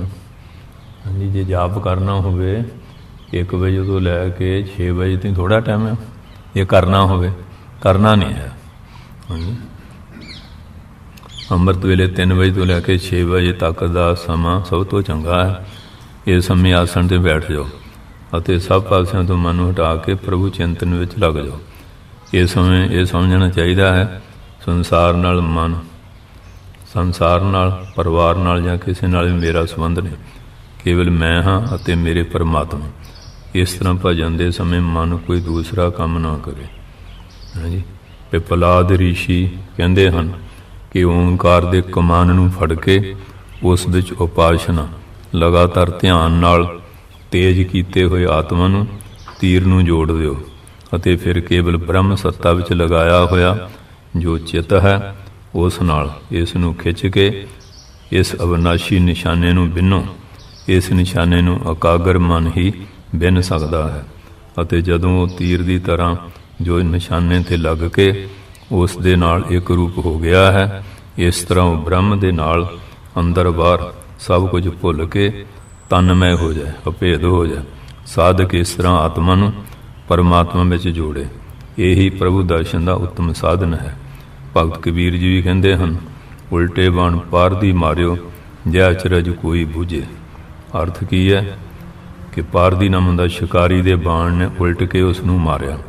ਇਹ ਉਲਟੀ ਭਾਸ਼ਾ ਕੋਈ ਸਮਝੇਗਾ, ਕਿਉਂਕਿ ਇਹਨੂੰ ਰਮਜ ਕਹਿੰਦੇ ਨਾ। ਮਹਾਂਪੁਰਖ ਰਮਜ ਦਿੰਦੇ ਰਾਜ ਨੇ। ਉਹ ਰਾਜ ਬਿਰਲਾ ਸਮਝਦਾ ਜਾਂ ਜਿਹਨੂੰ ਸੋਝੀ ਦੇਣ ਉਹ ਸਮਝਦਾ। ਜਿਹੜੀ ਰਮਜ ਹੁੰਦੀ, ਜਿਵੇਂ ਬੁੱਲੇ ਨੂੰ ਕਿਹਾ ਸੀ, ਬੁੱਲਿਆ ਰੱਬ ਦਾ ਕੀ ਪਾਉਣਾ, ਇੱਧਰੋਂ ਪੁੱਟਣਾ ਉੱਧਰ ਲਾਉਣਾ। ਇੱਕ ਰਮਜ ਹੈ ਨਾ, ਅਤੇ ਸੰਸਾਰ ਦੇ ਵਿਕਾਰਾਂ ਵੱਲੋਂ ਬਿਰਤੀ ਨੂੰ ਪੁੱਟ ਕੇ ਪਰਮਾਤਮਾ ਵੱਲ ਲਾਉਣਾ। ਓਂਗ ਦਾ ਜਪ ਅਤੇ ਉਸਦੇ ਅਰਥ ਦਾ ਚਿੰਤਨ ਇਹੀ ਯੋਗ ਦਾ ਸਾਧਨ ਹੈ। ਓਂਗ ਧਨੁਸ਼ ਹੈ, ਚਿੱਤ ਤੀਰ ਹੈ ਅਤੇ ਨਿਸ਼ਾਨਾ ਹੈ ਆਤਮਾ ਬ੍ਰਹਮ ਸਰੂਪ। ਸਾਵਧਾਨ, ਨਿਸ਼ਾਨਾ ਨਾ ਚੁੱਕ ਜਾਏ। ਜੇ ਤਾਂ ਨਿਸ਼ਾਨਾ ਚੁੱਕ ਗਿਆ ਫਿਰ ਤਾਂ ਗੱਲ ਬਣਨੀ ਨਹੀਂ। ਚਿੱਤ ਰੂਪੀ ਤੀਰ ਨੂੰ ਜਦੋਂ ਓਮ ਰੂਪੀ ਧਨਕ 'ਤੇ ਚੜ੍ਹਾ ਕੇ ਅੰਦਰ ਵੱਲ ਸੁੱਟਿਆ ਜਾਂਦਾ ਤਾਂ ਆਤਮਾ ਦਾ ਸ਼ਿਕਾਰ ਕਰਦਾ ਹੈ। ਇਹ ਬੈਠੇ ਹੋਏ ਸੀ ਨਾ ਦੁਸ਼ਟ ਚੌਂਕੜੀ ਤੇ ਗੱਲਾਂ ਕਰਦੇ ਸੀ। ਮਹਾਰਾਜ ਨੇ ਤੀਰ ਪਾਵੇ 'ਚ ਮਾਰਿਆ, ਉਹ ਨਹੀਂ ਦੇਖਿਆ ਵੀ ਤੀਰ ਮਹਾਰਾਜ ਦਾ ਸੋਨਾ ਲੱਗਾ ਹੁੰਦਾ ਹੈ। ਕਹਿੰਦੇ ਸਾਨੂੰ ਵੀ ਮਾਰ ਸਕਦੇ ਸੀ। ਕਹਿੰਦੇ ਸ਼ਕਤੀ ਨਾ ਆਇਆ ਐਡੀ ਦੂਰ। ਮਹਾਰਾਜ ਨਾਲੇ ਚਿੱਠੀ ਭੇਜਤੀ, ਕਹਿੰਦੇ ਸ਼ਕਤੀ ਨਹੀਂ, ਇਹ ਕਰਤੱਵ ਵਿਦਿਆ ਹੈ। ਇਹ ਕਰਤੱਵ ਵਿਦਿਆ ਹੈ। ਅਤੇ ਜਿਨ੍ਹਾਂ ਨੇ ਸਿੱਖੇ ਹੋਏ ਨਿਸ਼ਾਨੇ ਉਹ ਫਿਰ ਟਿਕਾਣੇ 'ਤੇ ਹੈ ਨਾ। ਉਹ ਜਦੋਂ ਹੁਣ ਆਪਣੇ ਜਨਕ ਨੇ, ਦੂਜੇ ਨੇ, ਦ੍ਰੋਪਦ ਨੇ ਸਵੰਬਰ ਰਚਿਆ ਸੀ ਨਾ, ਅਤੇ ਥੱਲੇ ਕੜਾਹਾ ਸੀ ਪਾਣੀ ਦਾ ਭਰਿਆ ਹੈ, ਉੱਤੇ ਮੱਛੀ ਸੀ, ਅਤੇ ਪਾਣੀ ਵਿੱਚ ਦੇਖ ਕੇ ਨਿਸ਼ਾਨਾ ਲਾਉਣਾ ਸੀ। ਉੱਥੇ ਕੋਈ ਪਾਸ ਨਾ ਹੋਇਆ, ਅਰਜਨ ਨੇ ਲਾਇਆ ਸੀ। ਉਹ ਫਿਰ ਦ੍ਰੋਪਦੀ ਨੂੰ ਵਿਆਹ ਕੇ ਲਿਆ। ਨਿਸ਼ਾਨਾ ਇਸ ਤਰ੍ਹਾਂ ਆਤਮਾ ਨੂੰ ਪਾਉਣ ਵਾਸਤੇ ਵੀ ਨਿਸ਼ਾਨਾ ਸਿੱਖਣਾ ਪੈਂਦਾ, ਫਿਰ ਜਾ ਕੇ ਗੱਲ ਬਣਦੀ ਹੈ। ਸ਼ਵੇਤਾਸ਼ਵਰ ਉਪਨਿਸ਼ਦ ਦੇ ਰਿਸ਼ੀ ਦਾ ਕਹਿਣਾ ਹੈ ਕਿ ਧਿਆਨ ਯੋਗ ਵਿੱਚ ਸਥਿਤ ਹੋਣਾ ਪਰਮਾਤਮਾ ਦੀ ਪ੍ਰਾਪਤੀ ਦਾ ਸਭ ਤੋਂ ਉੱਤਮ ਉਪਾਅ ਹੈ। ਉਪਨਿਸ਼ਦ ਹਨ, ਪ੍ਰਸ਼ਨ ਉਪਨਿਸ਼ਦ ਹੈ, ਈਸ਼ਾਵਾਸ ਹੈ, ਹਾਂਜੀ ਕਾਠ ਹੈਗੀ ਹੈ, ਸ਼ਵੇਤਾਸ਼ਵਰ ਹੈ, ਮੁੰਡਕ ਮੰਡੂਕ ਹੈ, ਐਤਰੇ ਤੇਤਰੇ ਹੈ, ਇਹ ਸਾਰੀਆਂ ਉਪਨਿਸ਼ਦਾਂ ਇਹਨਾਂ 'ਚ ਨਿਰੋਲ ਆਤਮਾ ਗਿਆਨ ਬਾਰੇ ਹੀ ਹੈ। ਰਿਸ਼ੀਆਂ ਦੇ ਕੋਲ ਕਈ ਰਾਜੇ ਵੀ ਧਾਰਮਿਕ ਜਾਂਦੇ ਆ, ਕੋਈ ਹੋਰ ਵੀ, ਉਹਨਾਂ ਦੇ ਜੁਦੇ ਜੁਦੇ ਵਿਸ਼ੇ ਪ੍ਰਕਰਨ ਆ, ਉਹਨਾਂ ਉੱਤੇ ਉਹਨਾਂ ਦੇ ਉੱਤਰ ਦਿੱਤੇ ਹੋਏ ਆ। ਕਹਿੰਦੇ ਉੱਤਮ ਉਪਾਅ ਹੈ, ਭਾਵ ਆਪਣੇ ਮਨ ਅਤੇ ਇੰਦਰੀਆਂ ਨੂੰ ਬਾਹਰ ਦੇ ਵਿਸ਼ਿਆਂ ਤੋਂ ਹਟਾ ਕੇ ਬ੍ਰਹਮ ਨੂੰ ਜਾਣਨ ਦੇ ਲਈ ਉਹਨਾਂ ਦਾ ਚਿੰਤਨ ਕਰਨਾ। ਛੰਦੋਗ ਬ੍ਰਹਮਧਾਰਣ ਆਦਿਕ ਉਪਨਿਸ਼ਦਾਂ ਉਹਨਾਂ 'ਚ ਐਸੀਆਂ ਚੀਜ਼ਾਂ ਦੱਸੀਆਂ, ਗੁਰਬਾਣੀ ਵਿੱਚ ਬੇਅੰਤ ਗਿਆਨ ਦੱਸਿਆ ਹੈ। ਉਹਨਾਂ ਦਾ ਚਿੰਤਨ ਕਰਨਾ ਉਸ ਨੂੰ ਪ੍ਰਾਪਤ ਕਰਨ ਦਾ ਸਭ ਤੋਂ ਉੱਤਮ ਸਾਧਨ ਹੈ, ਕਿਉਂਕਿ ਇਹ ਸੰਸਾਰ ਚੱਕਰ ਤਾਂ ਇਸ ਸੰਸਾਰ ਦੇ ਬਣਾਉਣ ਵਾਲੇ ਨੂੰ ਜਾਣਨ ਨਾਲ ਹੀ ਕੱਟਿਆ ਜਾ ਸਕਦਾ ਹੈ। ਜਿਨ ਪਰਮਾਤਮਾ ਨੇ ਬਣਾਇਆ ਇਹ ਸੰਸਾਰ ਚੱਕਰ ਤਾਂ ਘੱਟ ਹੋਊਗਾ ਜੇ ਉਹਨੂੰ ਜਾਣਾਂਗੇ। ਅੱਗ ਨੂੰ ਪ੍ਰਗਟ ਕਰਨ ਲਈ ਜਿਵੇਂ ਆਪਣੇ ਦੋ ਲੱਕੜੀਆਂ ਨੂੰ ਆਪਸ ਵਿੱਚ ਰਗੜਿਆ ਜਾਂਦਾ ਨਾ, ਉਸੇ ਤਰ੍ਹਾਂ ਆਪਣੇ ਸਰੀਰ ਵਿੱਚ ਪਰਮਾਤਮਾ ਨੂੰ ਪ੍ਰਾਪਤ ਕਰਨ ਦੇ ਲਈ ਸਰੀਰ ਨੂੰ ਥੱਲੇ ਦੀ ਲੱਕੜੀ ਬਣਾਉਣੀ ਚਾਹੀਦਾ ਹੈ ਅਤੇ ਓਂਕਾਰ ਨੂੰ ਉੱਪਰ ਦੀ। ਸਰੀਰ ਨੂੰ ਥੱਲੇ ਦੀ ਲੱਕੜੀ ਦੀ ਤਰ੍ਹਾਂ ਸਮਭਾਵ ਨਾਲ ਨਿਸ਼ਚਲ ਰੱਖ ਕੇ ਉੱਪਰ ਦੀ ਲੱਕੜੀ ਦੀ ਤਰ੍ਹਾਂ ਓਂਕਾਰ ਦਾ ਬਾਣੀ ਦੇ ਨਾਲ ਜਪ ਅਤੇ ਮਨ ਨਾਲ ਉਹਦੇ ਅਰਥ ਸਰੂਪ ਪਰਮਾਤਮਾ ਦਾ ਤਨਮੈ ਹੋ ਕੇ ਚਿੰਤਨ ਕਰਨਾ ਚਾਹੀਦਾ ਹੈ। ਇਸ ਤਰ੍ਹਾਂ ਇਸ ਧਿਆਨ ਰੂਪੀ ਰਗੜ ਦੇ ਅਭਿਆਸ ਨਾਲ ਸਾਧਕ ਨੂੰ ਲੱਕੜ ਵਿੱਚ ਲੁਕੀ ਹੋਈ ਅੱਗ ਦੀ ਤਰ੍ਹਾਂ ਆਪਣੇ ਦਿਲ ਵਿੱਚ ਲੁਕੇ ਹੋਏ ਪਰਮਾਤਮਾ ਨੂੰ ਦੇਖ ਲੈਣਾ ਚਾਹੀਦਾ ਹੈ। ਜਿਵੇਂ ਤਿਲਾਂ ਵਿੱਚ ਤੇਲ, ਦਹੀਂ ਵਿੱਚ ਘਿਓ ਅਤੇ ਲੱਕੜ ਵਿੱਚ ਅੱਗ ਲੁਕੀ ਰਹਿੰਦੀ ਹੈ, ਇਸ ਤਰ੍ਹਾਂ ਪਰਮਾਤਮਾ ਦਾ ਇੱਕ ਮਨ ਹੋ ਕੇ ਧਿਆਨ ਲਗਾਉਣ ਨਾਲ ਉਹ ਆਪਣੇ ਸਰੂਪ ਨੂੰ ਸਾਧਕ ਦੇ ਦਿਲ ਵਿੱਚ ਪ੍ਰਕਾਸ਼ਿਤ ਕਰ ਦਿੰਦੇ ਹਨ। ਇਸ ਲਈ ਯਤਨ ਕਰਦੇ ਜਾਓ ਅਤੇ ਪਰਮਾਤਮਾ ਦੀ ਕਿਰਪਾ ਦੀ ਉਡੀਕ ਕਰੋ, ਦਰਸ਼ਨ ਜ਼ਰੂਰ ਹੋਣਗੇ। ਘਬਰਾਓ ਨਾ, ਲੱਗੇ ਰਹੋ। ਮਨੁੱਖ ਪਰਮਾਤਮਾ ਨੂੰ ਇਹਨਾਂ ਅੱਖਾਂ ਨਾਲ ਨਹੀਂ ਦੇਖ ਸਕਦਾ। ਨਾਨਾ ਤਰ੍ਹਾਂ ਦੇ ਤਪ ਕਰਮਾਂ ਨਾਲ ਵੀ ਉਸ ਨੂੰ ਪ੍ਰਾਪਤ ਨਹੀਂ ਕਰ ਸਕਦਾ। ਉਸ ਨਿਰਾਕਾਰ ਨੂੰ ਤਾਂ ਮਨੁੱਖ ਭੋਗਾਂ ਤੋਂ ਮੂੰਹ ਮੋੜ ਕੇ ਸ਼ੁੱਧ ਅੰਤःਕਰਨ ਨਾਲ ਲਗਾਤਾਰ ਇੱਕ ਮਾਤਰ ਉਹਨਾਂ ਦਾ ਹੀ ਧਿਆਨ ਕਰਦੇ ਕਰਦੇ ਗਿਆਨ ਦੀ ਨਿਰਮਲਤਾ ਨਾਲ ਦੇਖ ਸਕਦਾ ਹੈ। ਇਸ ਲਈ ਭਗਵਾਨ ਨੂੰ ਪਾਉਣ ਦੇ ਲਈ ਨਿਰ ਇੱਛਾ ਅਤੇ ਨਿਰਵਾਸਨ ਹੋ ਕੇ ਇੱਕ ਮਾਤਰ ਪਰਮਾਤਮਾ ਨੂੰ ਹੀ ਪਾਉਣ ਦੇ ਲਈ ਉਹਨਾਂ ਦੇ ਚਿੰਤਨ ਵਿੱਚ ਡੁੱਬਿਆ ਰਹੇ। ਮਹਾਰਾਜ ਕਹਿੰਦੇ ਨੇ, ਜੇ ਕੋਈ ਡੁੱਬਿਆ ਫਿਰ ਹੋਵੇ ਸਾਰ, ਨਾਨਕ ਸਾਚਾ ਸਰਬਤ ਤਾਰ। ਤਰਨਾ ਸਿੱਖਣਾ ਹੋਵੇ ਤਾਂ ਡੁੱਬਕੀ ਲਾਉਣੀ ਪਊਗੀ। ਜੇ ਪਾਣੀ ਤੋਂ ਡਰੀ ਜਾਏ ਫਿਰ ਪੈਰ ਬਣਾ ਭੇਜਣ ਤੇ ਫਿਰ ਤਰਨਾ ਕਿੱਥੋਂ ਸਿੱਖ ਜਾਊਗਾ। ਆਤਮਾ ਦੇ ਦਰਸ਼ਨ ਕਰਨ ਦੀ ਇਹੀ ਪੌੜੀ ਹੈ। ਭਗਵਾਨ ਕ੍ਰਿਸ਼ਨ ਜੀ ਨੇ ਵੀ ਸ਼੍ਰੀ ਗੀਤਾ ਵਿੱਚ ਕਿਹਾ ਹੈ ਕਿ ਜੋ ਮਨੁੱਖ ਓਮ ਸ਼ਬਦ ਦਾ ਜਾਪ ਕਰਦਾ ਹੋਇਆ ਅਤੇ ਉਸਦੇ ਅਰਥ ਸਰੂਪ ਮੇਰਾ ਚਿੰਤਨ ਕਰਦਾ ਹੋਇਆ ਸਰੀਰ ਨੂੰ ਤਿਆਗਦਾ ਹੈ, ਉਹ ਨਰ ਮੈਨੂੰ ਹੀ ਪ੍ਰਾਪਤ ਹੁੰਦਾ ਹੈ। ਮੰਡੂਕ ਉਪਨਿਸ਼ਦ ਦੇ ਰਿਸ਼ੀ ਦਾ ਕਹਿਣਾ ਹੈ ਕਿ ਜਿਸ ਤਰ੍ਹਾਂ ਕਿਸੇ ਤੀਰ ਨੂੰ ਨਿਸ਼ਾਨੇ 'ਤੇ ਛੱਡਣ ਤੋਂ ਪਹਿਲਾਂ ਉਸ ਨੂੰ ਸਾਣ 'ਤੇ ਚਾੜ੍ਹ ਕੇ ਤੇਜ਼ ਕਰੀਦਾ ਨਾ, ਪੱਥਰ ਦੀ ਬੱਟੀ ਜਿਹੀ ਹੁੰਦੀ, ਤੇਜ਼ ਅਤੇ ਚਮਕਦਾਰ ਬਣਾਇਆ ਜਾਂਦਾ ਹੈ। ਉਸੇ ਤਰ੍ਹਾਂ ਆਤਮਾ ਰੂਪੀ ਤੀਰ ਨੂੰ ਉਪਾਸ਼ਨਾ ਦੇ ਦੁਆਰਾ ਨਿਰਮਲ ਅਤੇ ਸ਼ੁੱਧ ਬਣਾ ਕੇ ਉਸ ਨੂੰ ਓਮ ਰੂਪੀ ਕਮਾਨ 'ਤੇ ਚੰਗੀ ਤਰ੍ਹਾਂ ਚੜ੍ਹਾਉਣਾ ਚਾਹੀਦਾ ਹੈ। ਭਾਵ ਆਤਮਾ ਨੂੰ ਓਮ ਦੇ ਉਚਾਰਨ ਅਤੇ ਉਸਦੇ ਅਰਥ ਸਰੂਪ ਪਰਮਾਤਮਾ ਦੇ ਚਿੰਤਨ ਵਿੱਚ ਚੰਗੀ ਤਰ੍ਹਾਂ ਲਾਉਣਾ ਚਾਹੀਦਾ ਹੈ। ਇਸ ਦੇ ਬਾਅਦ ਜਿਵੇਂ ਧਨੁਸ਼ ਦੀ ਪੂਰੀ ਸ਼ਕਤੀ ਨਾਲ ਖਿੱਚ ਕੇ ਤੀਰ ਨੂੰ ਨਿਸ਼ਾਨੇ 'ਤੇ ਛੱਡਿਆ ਜਾਂਦਾ ਹੈ, ਜਿਸ ਨਾਲ ਉਹ ਪੂਰੀ ਤਰ੍ਹਾਂ ਨਿਸ਼ਾਨੇ ਨੂੰ ਬਿੰਨ ਸਕੇ। ਉਸੇ ਤਰ੍ਹਾਂ ਭਾਵ ਪੂਰਨ ਚਿੱਤ ਨਾਲ ਓਂਕਾਰ ਦਾ ਵੱਧ ਤੋਂ ਵੱਧ ਲੰਮਾ ਉਚਾਰਨ ਅਤੇ ਉਸ ਦੇ ਅਰਥ ਦਾ ਤਨਮੈਤਾ ਨਾਲ ਅਤੇ ਲੰਬੇ ਸਮੇਂ ਤੱਕ ਚਿੰਤਨ ਕਰੋ। ਜਿਸ ਨਾਲ ਆਤਮਾ ਨਿਸ਼ਚਿਤ ਰੂਪ ਨਾਲ ਪਰਮਾਤਮਾ 'ਚ ਪ੍ਰਵੇਸ਼ ਕਰ ਜਾਵੇ। ਕਹਿਣ ਦਾ ਭਾਵ ਇਹ ਹੈ ਕਿ ਓਂਕਾਰ ਦਾ ਪ੍ਰੇਮ ਪੂਰਵਕ ਲੰਮੇ ਤੋਂ ਲੰਮਾ ਉਚਾਰਨ ਅਤੇ ਉਸ ਦੇ ਅਰਥ ਸਰੂਪ ਪਰਮਾਤਮਾ ਦਾ ਤਨਮੈਤਾ ਨਾਲ ਚਿੰਤਨ ਹੀ ਉਸ ਦੀ ਪ੍ਰਾਪਤੀ ਦਾ ਸਭ ਤੋਂ ਉੱਤਮ ਉਪਾਅ ਹੈ। ਓਂਕਾਰ ਧਨੁਸ਼ ਹੈ, ਆਤਮਾ ਤੀਰ ਹੈ ਅਤੇ ਬ੍ਰਹਮ ਹੀ ਉਸ ਦਾ ਨਿਸ਼ਾਨਾ ਹੈ। ਬ੍ਰਹਮ 'ਚ ਬੜੇ ਗਹਿਰੇ ਧਿਆਨ ਯੁਕਤ ਮਨ ਨਾਲ ਇਸ ਧਨੁਸ਼ ਨੂੰ ਖਿੱਚੋ ਅਤੇ ਯਤਨ ਨਾਲ ਬ੍ਰਹਮ ਰੂਪੀ ਨਿਸ਼ਾਨੇ ਨੂੰ ਬਿੰਨੋ ਅਤੇ ਉਸ ਨਿਸ਼ਾਨੇ ਨੂੰ ਬਿੰਨ ਕੇ ਤੀਰ ਦੀ ਤਰ੍ਹਾਂ ਉਸ ਵਿੱਚ ਤਨਮੈ ਹੋ ਕੇ ਪਿਆ ਰਹੇ। ਬ੍ਰਹਮ ਦਾ ਨਿਸ਼ਾਨਾ ਉਹ ਕਰੇਗਾ ਜਿਸ ਦਾ ਮਨ ਇਕਾਗਰ ਹੋਵੇਗਾ। ਆਤਮਾ ਨੂੰ ਧਿਆਨ ਦੇ ਦੁਆਰਾ ਹੀ ਪਰਮਾਤਮਾ 'ਚ ਲਗਾਇਆ ਜਾ ਸਕਦਾ ਹੈ। ਉਸ ਸਮੇਂ ਪਰਮਾਤਮਾ ਦੇ ਸਿਵਾ ਬਾਕੀ ਸਭ ਸੰਸਾਰ ਦੀਆਂ ਗੱਲਾਂ ਨੂੰ ਭੁੱਲ ਜਾਣਾ ਚਾਹੀਦਾ ਹੈ, ਕਿਉਂਕਿ ਆਪ ਦੇ ਸਾਧਨ ਵਿੱਚ ਵਿਘਨ ਹੈ। ਇਹੀ ਅੰਮ੍ਰਿਤਪਦ ਦੀ ਪ੍ਰਾਪਤੀ ਦਾ ਪੁਲ ਹੈ, ਭਾਵ ਇਹ ਸੰਸਾਰ ਸਾਗਰ ਤੋਂ ਪਾਰ ਹੋ ਕੇ ਅੰਮ੍ਰਿਤ ਸਰੂਪ ਨੂੰ ਪ੍ਰਾਪਤ ਕਰਨ ਲਈ ਪੁਲ ਦੇ ਸਮਾਨ ਹੈ। ਇਸ ਲਈ ਪਰਮਾਤਮਾ ਦਾ ਜਪ ਅਤੇ ਉਸ ਦੇ ਅਰਥ ਸਰੂਪ ਪਰਮਾਤਮਾ ਦਾ ਧਿਆਨ ਕਰਦੇ ਰਹਿਣ ਨਾਲ ਤੁਸੀਂ ਪਰਮਾਤਮਾ ਨੂੰ ਪ੍ਰਾਪਤ ਕਰਨ ਦੇ ਯੋਗ ਹੋ ਜਾਓਗੇ, ਜੋ ਸੰਸਾਰ ਸਾਗਰ ਦੇ ਦੂਸਰੇ ਪਾਰ ਹੈ। ਇਸ ਪੁਲ ਉੱਤੇ ਲੰਘ ਕੇ ਹੀ ਤੁਸੀਂ ਪਰਮਾਤਮਾ ਦੀ ਪ੍ਰਾਪਤੀ ਕਰ ਸਕਦੇ ਹੋ। ਉਸ ਪਰਮਾਤਮਾ ਨੂੰ ਜਾਣ ਲੈਣ ਨਾਲ ਹੀ ਜੀਵ ਦੇ ਦਿਲ ਦੀ ਅਵਿਦਿਆ ਰੂਪੀ ਗੰਢ ਖੁੱਲ੍ਹ ਸਕਦੀ ਹੈ। ਇਹ ਜਿਹੜੀ ਅਗਿਆਨਤਾ ਦੀ ਗੰਢ ਵੱਜੀ ਹੈ, ਮੈਂ ਕੀ ਹੈ, ਸੰਸਾਰ ਕੀ ਹੈ, ਪਰਮਾਤਮਾ ਕੀ ਹੈ, ਜਿਸ ਦੇ ਕਾਰਨ ਇਸ ਨੇ ਇਸ ਜੜ ਸਰੀਰ ਨੂੰ ਆਪਣਾ ਸਰੂਪ ਮੰਨਿਆ ਹੈ। ਮੰਨਿਆ ਹੋਇਆ ਬਰੋਚਨ ਜਿਹੜਾ ਸੀ ਇੰਦਰ ਇਕੱਠੇ ਪੜ੍ਹੇ, ਇੰਦਰ ਨੇ ਵੀ ਆਤਮਾ ਬ੍ਰਹਮ, ਉਹ ਕਹਿੰਦਾ ਸਰੀਰ ਹੀ ਹੈ। ਖਾਓ ਪੀਓ ਮੌਜ ਉਡਾਓ ਐਸ਼ ਲੁੱਟੋ, ਆ ਜਗ ਮਿੱਠਾ ਅਗਲਾ ਕਿਨ ਡਿੱਠਾ, ਜਿਵੇਂ ਪੱਛਮੀ ਦੇਸ਼ਾਂ ਦੇ ਹੈ, ਈਟ ਡਰਿੰਕ ਵੀ ਮੈਰੀ, ਖਾਓ ਪੀਓ ਮੌਜ ਉਡਾਓ, ਬਸ ਹੋਰ ਕੋਈ ਨਹੀਂ। ਰੱਬ ਕੌਣ ਹੈ? ਦੇ ਭਜਨ ਭੁਜਨ ਕਿਹਾ ਹੈ। ਅੱਜ ਸੰਸਾਰ ਇੱਧਰ ਨੂੰ ਜ਼ਿਆਦਾ ਤੁਰਿਆ ਹੋਇਆ। ਇਸ ਤਰ੍ਹਾਂ ਸਾਧਨ ਕਰਦੇ ਕਰਦੇ ਇਹ ਪਰਮਾਤਮਾ ਅਚਿੰਤ ਅਤੇ ਸੂਖਮ ਤੋਂ ਸੂਖਮ ਹੋਣ 'ਤੇ ਵੀ ਆਪਣੇ ਆਪ ਆਪਣੇ ਸਰੂਪ ਨੂੰ ਸਾਧਕ ਦੇ ਦਿਲ ਵਿੱਚ ਪ੍ਰਕਾਸ਼ਿਤ ਕਰ ਦਿੰਦੇ ਹਨ। ਪਰਮਾਤਮਾ ਦਿਲ ਦੀ ਗੁਫਾ ਵਿੱਚ ਲੁਕੇ ਹੋਏ ਹਨ।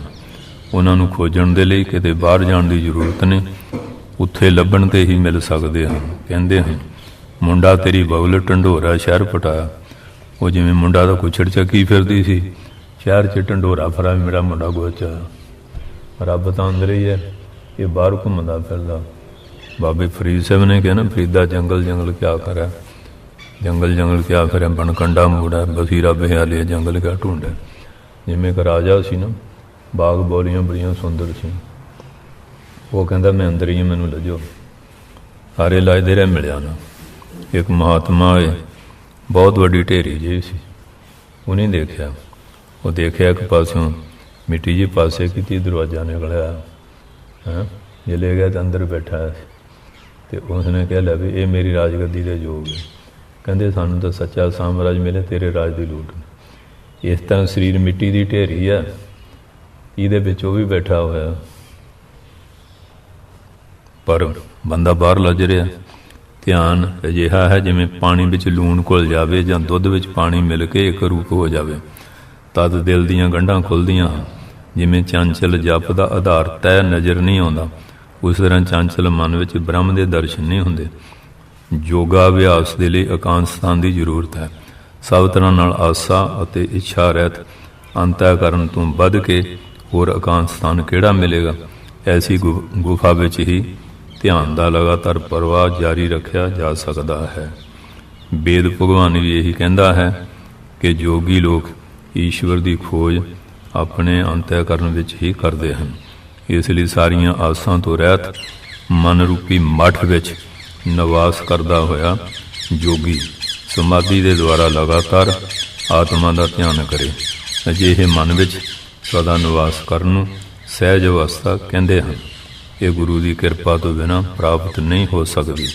ਅਸੀਂ ਈਸ਼ਵਰ ਨੂੰ ਇਸ ਲਈ ਪ੍ਰਾਪਤ ਨਹੀਂ ਕਰ ਸਕਦੇ ਕਿਉਂਕਿ ਅਸੀਂ ਈਸ਼ਵਰ ਵੱਲ ਨਾ ਦੇਖ ਕੇ ਬਾਹਰ ਵੱਲ ਦੇਖਦੇ ਹਾਂ। ਕਹਿੰਦੇ ਹਨ, ਦਲਿਆਏ ਦੁਨੀਆ ਦੂ से जो हटा लेते हैं, पता मंजिल मकसूद का वो पा लेते हैं। ਜਿਨੀਆਂ ਦੁਨੀਆ ਤੇ ਦਵੈਸ਼ ਨੂੰ ਹਟਾ ਦਿੱਤਾ, ਉਹ ਮੰਜ਼ਿਲ ਨੂੰ, ਆਪਣੇ ਮਕਸਦ ਨੂੰ ਪਾ ਲੈਂਦੇ। ਨਹੀਂ ਤਾਂ ਇਸ ਤਰ੍ਹਾਂ ਹੀ ਧੰਦ ਪਿੱਟਦੇ ਹਨ, ਸੰਸਾਰ 'ਤੇ ਚਲੇ ਜਾਣਾ। ਧੰਦਾ ਕਿਸੇ ਨੇ ਜਿੱਤਿਆ, ਸਭ ਧੰਦੇ ਹਾਰੀ ਚਲੇ ਜਾਂਦੇ ਹਨ। ਲੋਕ ਸਮੇਂ ਦੀ ਕਦਰ ਨਹੀਂ ਕਰਦੇ। ਚੱਕਮਾਕ ਪੱਥਰ ਨੂੰ ਸਾਫ਼ ਕਰਕੇ ਲੋਹੇ ਨਾਲ ਰਗੜ ਕੇ ਅੱਗ ਪੈਦਾ ਕੀਤੀ ਜਾਂਦੀ ਹੈ। ਸਾਡੇ ਸਰੀਰ ਵਿੱਚ ਵੀ ਗਿਆਨ ਅਗਨੀ ਮੌਜੂਦ ਹੈ, ਜੋ ਚਿੱਤ ਤੋਂ ਪ੍ਰਗਟ ਹੁੰਦੀ ਹੈ। ਜਿਵੇਂ ਚੱਕਮਾਕ ਤੋਂ ਸੰਸਾਰਕ ਅੱਗ ਪ੍ਰਗਟ ਹੁੰਦੀ ਹੈ, ਇਹ ਤਾਂ ਪੱਥਰ ਹੀ ਰਗੜਨਾ ਅੱਗ ਪੈਦਾ ਕਰ ਦਿੰਦਾ ਹੈ। ਉਸੇ ਤਰ੍ਹਾਂ ਚਿੱਤ ਤੋਂ ਗਿਆਨ ਅਗਨੀ ਪੈਦਾ ਹੁੰਦੀ ਹੈ, ਜੋ ਸਭ ਪਾਪਾਂ ਦਾ ਨਾਸ਼ ਕਰ ਦਿੰਦੀ ਹੈ। ਚਿੱਤ ਰੂਪੀ ਚੱਕਮਾਕ ਨੂੰ ਸਾਫ਼ ਕਰਕੇ ਉਸ ਦੇ ਉੱਪਰ ਧਿਆਨ ਰੂਪੀ ਲੋਹੇ ਦੀ ਰਗੜ ਨਾਲ ਗਿਆਨ ਅਗਨੀ ਪੈਦਾ ਕਰੋ। ਇਹੀ ਸਿੱਧੀ ਸੜਕ ਹੈ, ਚੱਲਦੇ ਜਾਓ, ਪ੍ਰਭੂ ਦਰਸ਼ਨ ਜ਼ਰੂਰ ਹੋਣਗੇ। ਵੇਦ ਭਗਵਾਨ ਵੀ ਕਹਿੰਦਾ ਹੈ, ਸੂਖਮ ਸਰੀਰ ਭਾਵ ਅੰਤਾਕਰਨ, ਥੱਲੇ ਦੀ ਅਰਨੀ ਲੱਕੜੀ ਅਤੇ ਓਮ ਨੂੰ ਉੱਪਰ ਦੀ ਅਰਨੀ ਬਣਾ ਕੇ ਧਿਆਨ ਰੂਪੀ ਰਗੜ ਦੇ ਸਾਧਕ ਆਪਣੀ ਉਸ ਚਿੱਤ ਵਿੱਚ ਲੁਕੀ ਹੋਈ ਗਿਆਨ ਅਗਨੀ ਨੂੰ ਪ੍ਰਗਟ ਕਰੇ। ਜਿਵੇਂ ਕੋਈ ਰਤਨ ਮਿੱਟੀ ਵਿੱਚ ਲਿਬੜਿਆ ਹੋਇਆ ਹੋਣ ਕਾਰਨ ਲੁਕਿਆ ਰਹਿੰਦਾ ਹੈ, ਅਤੇ ਉਹ ਮਿੱਟੀ ਨੂੰ ਧੋਣ 'ਤੇ ਜਦੋਂ ਸਾਫ਼ ਹੋ ਜਾਂਦਾ ਹੈ ਤਾਂ ਉਹ ਰਤਨ ਆਪਣੇ ਅਸਲ ਸਰੂਪ ਵਿੱਚ ਚਮਕਣ ਲੱਗ ਪੈਂਦਾ ਹੈ। ਜਿਵੇਂ ਉਹ ਮਿੱਟੀ ਲੱਗੀ ਹੋਵੇ ਨਾ, ਹਨੇਰੀ ਦਾ ਪ੍ਰਕਾਸ਼ ਨਹੀਂ ਦੇਵੇਗਾ। ਹੀਰਾ ਜਿਹੜਾ ਮਿੱਟੀ ਲਾ ਦਈਏ ਇਹ ਪ੍ਰਕਾਸ਼ ਦੇਊਗਾ।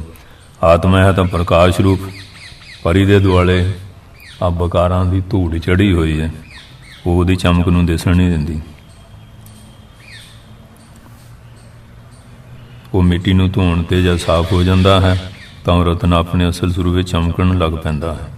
ਇਸੇ ਤਰ੍ਹਾਂ ਜੀਵ ਆਤਮਾ ਦਾ ਅਸਲੀ ਸਰੂਪ ਬਹੁਤ ਚਮਕਦਾਰ ਹੋਣ 'ਤੇ ਵੀ ਕਈ ਜਨਮਾਂ 'ਚ ਕੀਤੇ ਹੋਏ ਕਰਮਾਂ ਸੰਸਕਾਰਾਂ ਨਾਲ ਮਲੀਨ ਹੋਣ ਕਾਰਨ ਸਾਫ਼ ਪ੍ਰਗਟ ਨਹੀਂ ਹੁੰਦਾ। ਪਰ ਜਦੋਂ ਧਿਆਨ ਯੋਗ ਦੇ ਸਾਧਨ ਨਾਲ ਸਭ ਮੈਲ ਧੋ ਹੋ ਜਾਂਦੀ ਹੈ ਤਾਂ ਉਹ ਆਤਮਾ ਆਪਣੇ ਅਸਲੀ ਸਰੂਪ ਵਿੱਚ ਚਮਕਣ ਲੱਗਦਾ ਹੈ।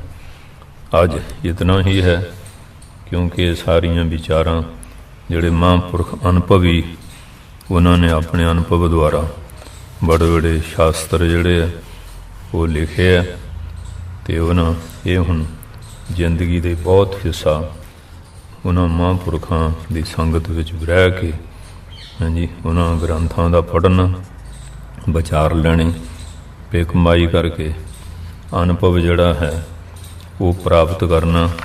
ਫਿਰ ਇਹ ਜਿਹੜੀ ਸੋਝੀ ਹੈ ਇਹ ਆਉਂਦੀ ਹੈ। ਅਤੇ ਸਮਾਂ ਹਰ ਚੀਜ਼ ਭਾਲਦੀ ਹੈ। ਸਮਾਂ ਦਿੱਤੇ ਤੋਂ ਬਿਨਾਂ ਕੋਈ ਵੀ ਕੰਮ ਸਿੱਧ ਨਹੀਂ ਹੁੰਦਾ। ਪਰ ਨਿਸ਼ਾਨਾ ਇੱਕ ਹੋਵੇ, ਅਤੇ ਜੇ ਮਨ ਕਦੀ ਉੱਧਰ ਭੱਜਦਾ, ਉੱਧਰ ਨੱਠਦਾ, ਫਿਰ ਨਹੀਂ ਕੋਈ ਵੀ ਮੰਜ਼ਿਲ ਮਿਲਣੀ। ਇੱਕ ਨਿਸ਼ਾਨਾ ਬਣਾਉਣਾ ਪੈਂਦਾ। ਜਦੋਂ ਨਿਸ਼ਾਨਾ ਬਣਾ ਕੇ ਤੁਰਾਂਗੇ ਫਿਰ ਤਾਂ ਮੰਜ਼ਿਲ ਮਿਲ ਜੂਗੀ, ਹੈਂ। ਅਤੇ ਜੇ ਮਨ ਭਟਕਦਾ, ਹਾਂਜੀ, ਹੁਣ ਅੱਜ ਕੱਲ੍ਹ ਭਟਕਣਾ ਦਾ ਜ਼ਿਆਦਾ ਇਹੀ ਹੈ, ਹੈਂ। ਪਾਸਪੋਰਟ ਬਣਾ ਲਈਏ, ਬਾਹਰ ਜਾਈਏ, ਏਜੰਟ ਦੁਆਰਾ ਜਾਈਏ ਕਿ ਕਿਵੇਂ ਜਾਈਏ, ਵਿਆਹ ਬੂ ਹੋ ਜਾਏ ਜਾਂ ਕੋਈ, ਇਹ ਜਿਹੜੀਆਂ ਭਟਕਣਾ, ਉਹ ਨਹੀਂ ਵੀ ਭਜਨ ਬਾਣੀ ਦੇ ਰਸਤੇ ਤੁਰ ਸਕਦਾ। ਸੁਣਦਾ ਹੈਂ, ਹੈਗਾ ਇੱਧਰ ਸ਼ੌਂਕ, ਜੇ ਤਾਂ ਸ਼ੌਂਕ ਹੈਗਾ ਤੇ ਤਗੜੇ ਹੋ ਕੇ ਲੱਗੋ, ਫਿਰ ਤਾਂ ਗੱਲ ਬਣ ਜੂਗੀ, ਹੈਂ। ਅਤੇ ਜੇ ਹੈਗਾ ਆ ਗ੍ਰੰਥ ਪੜ੍ਹ ਕੇ ਗ੍ਰੰਥੀ ਬਣ ਗਏ, ਰਾਗੀ ਬਣ ਗਏ, ਹੈਂ, ਮਾਇਆ ਕਮਾ ਲਈ, ਹੈਂ, ਅਤੇ ਕਮਾਈ ਕਰਕੇ ਚੱਲ ਤੁਰੇ ਰਹੇ ਕਿ ਨਹੀਂ। ਇਹ ਤਾਂ ਇਹੀ ਹੈ ਨਾ। ਬਹੁਤਿਆਂ ਨੇ ਤਾਂ ਕਿਸੇ ਨੇ ਪੋਥੀ ਵਾਹ ਲਈ, ਕਿਸੇ ਨੇ ਪੋਥੀ ਵਾਹ ਲਈ, ਕੋਈ ਖੋਤੀ ਵਾਹ ਕੇ ਗੁਜ਼ਾਰਾ ਕਰੀ ਜਾਂਦਾ, ਕੋਈ ਫਿਰ ਇਸ ਤਰ੍ਹਾਂ ਪੋਥੀਆਂ ਪੜ੍ਹ ਕੇ, ਕਿਤਾਬਾਂ ਪੜ੍ਹ ਕੇ ਅਤੇ ਵਿੱਦਿਆ ਲੈ ਕੇ ਉਹ ਕਰੀ ਜਾਂਦਾ। ਇੱਥੇ ਕੀ ਖੜਾ ਸੰਸਾਰ। ਪਰ ਧਰਮ ਸ਼ਾਸਤਰਾਂ ਤੋਂ ਗਿਆਨ ਲੈ ਕੇ ਪਰਮਾਤਮਾ ਨੂੰ ਮਿਲਣ ਦੇ ਰਸਤੇ ਕੋਈ ਤੁਰਦਾ।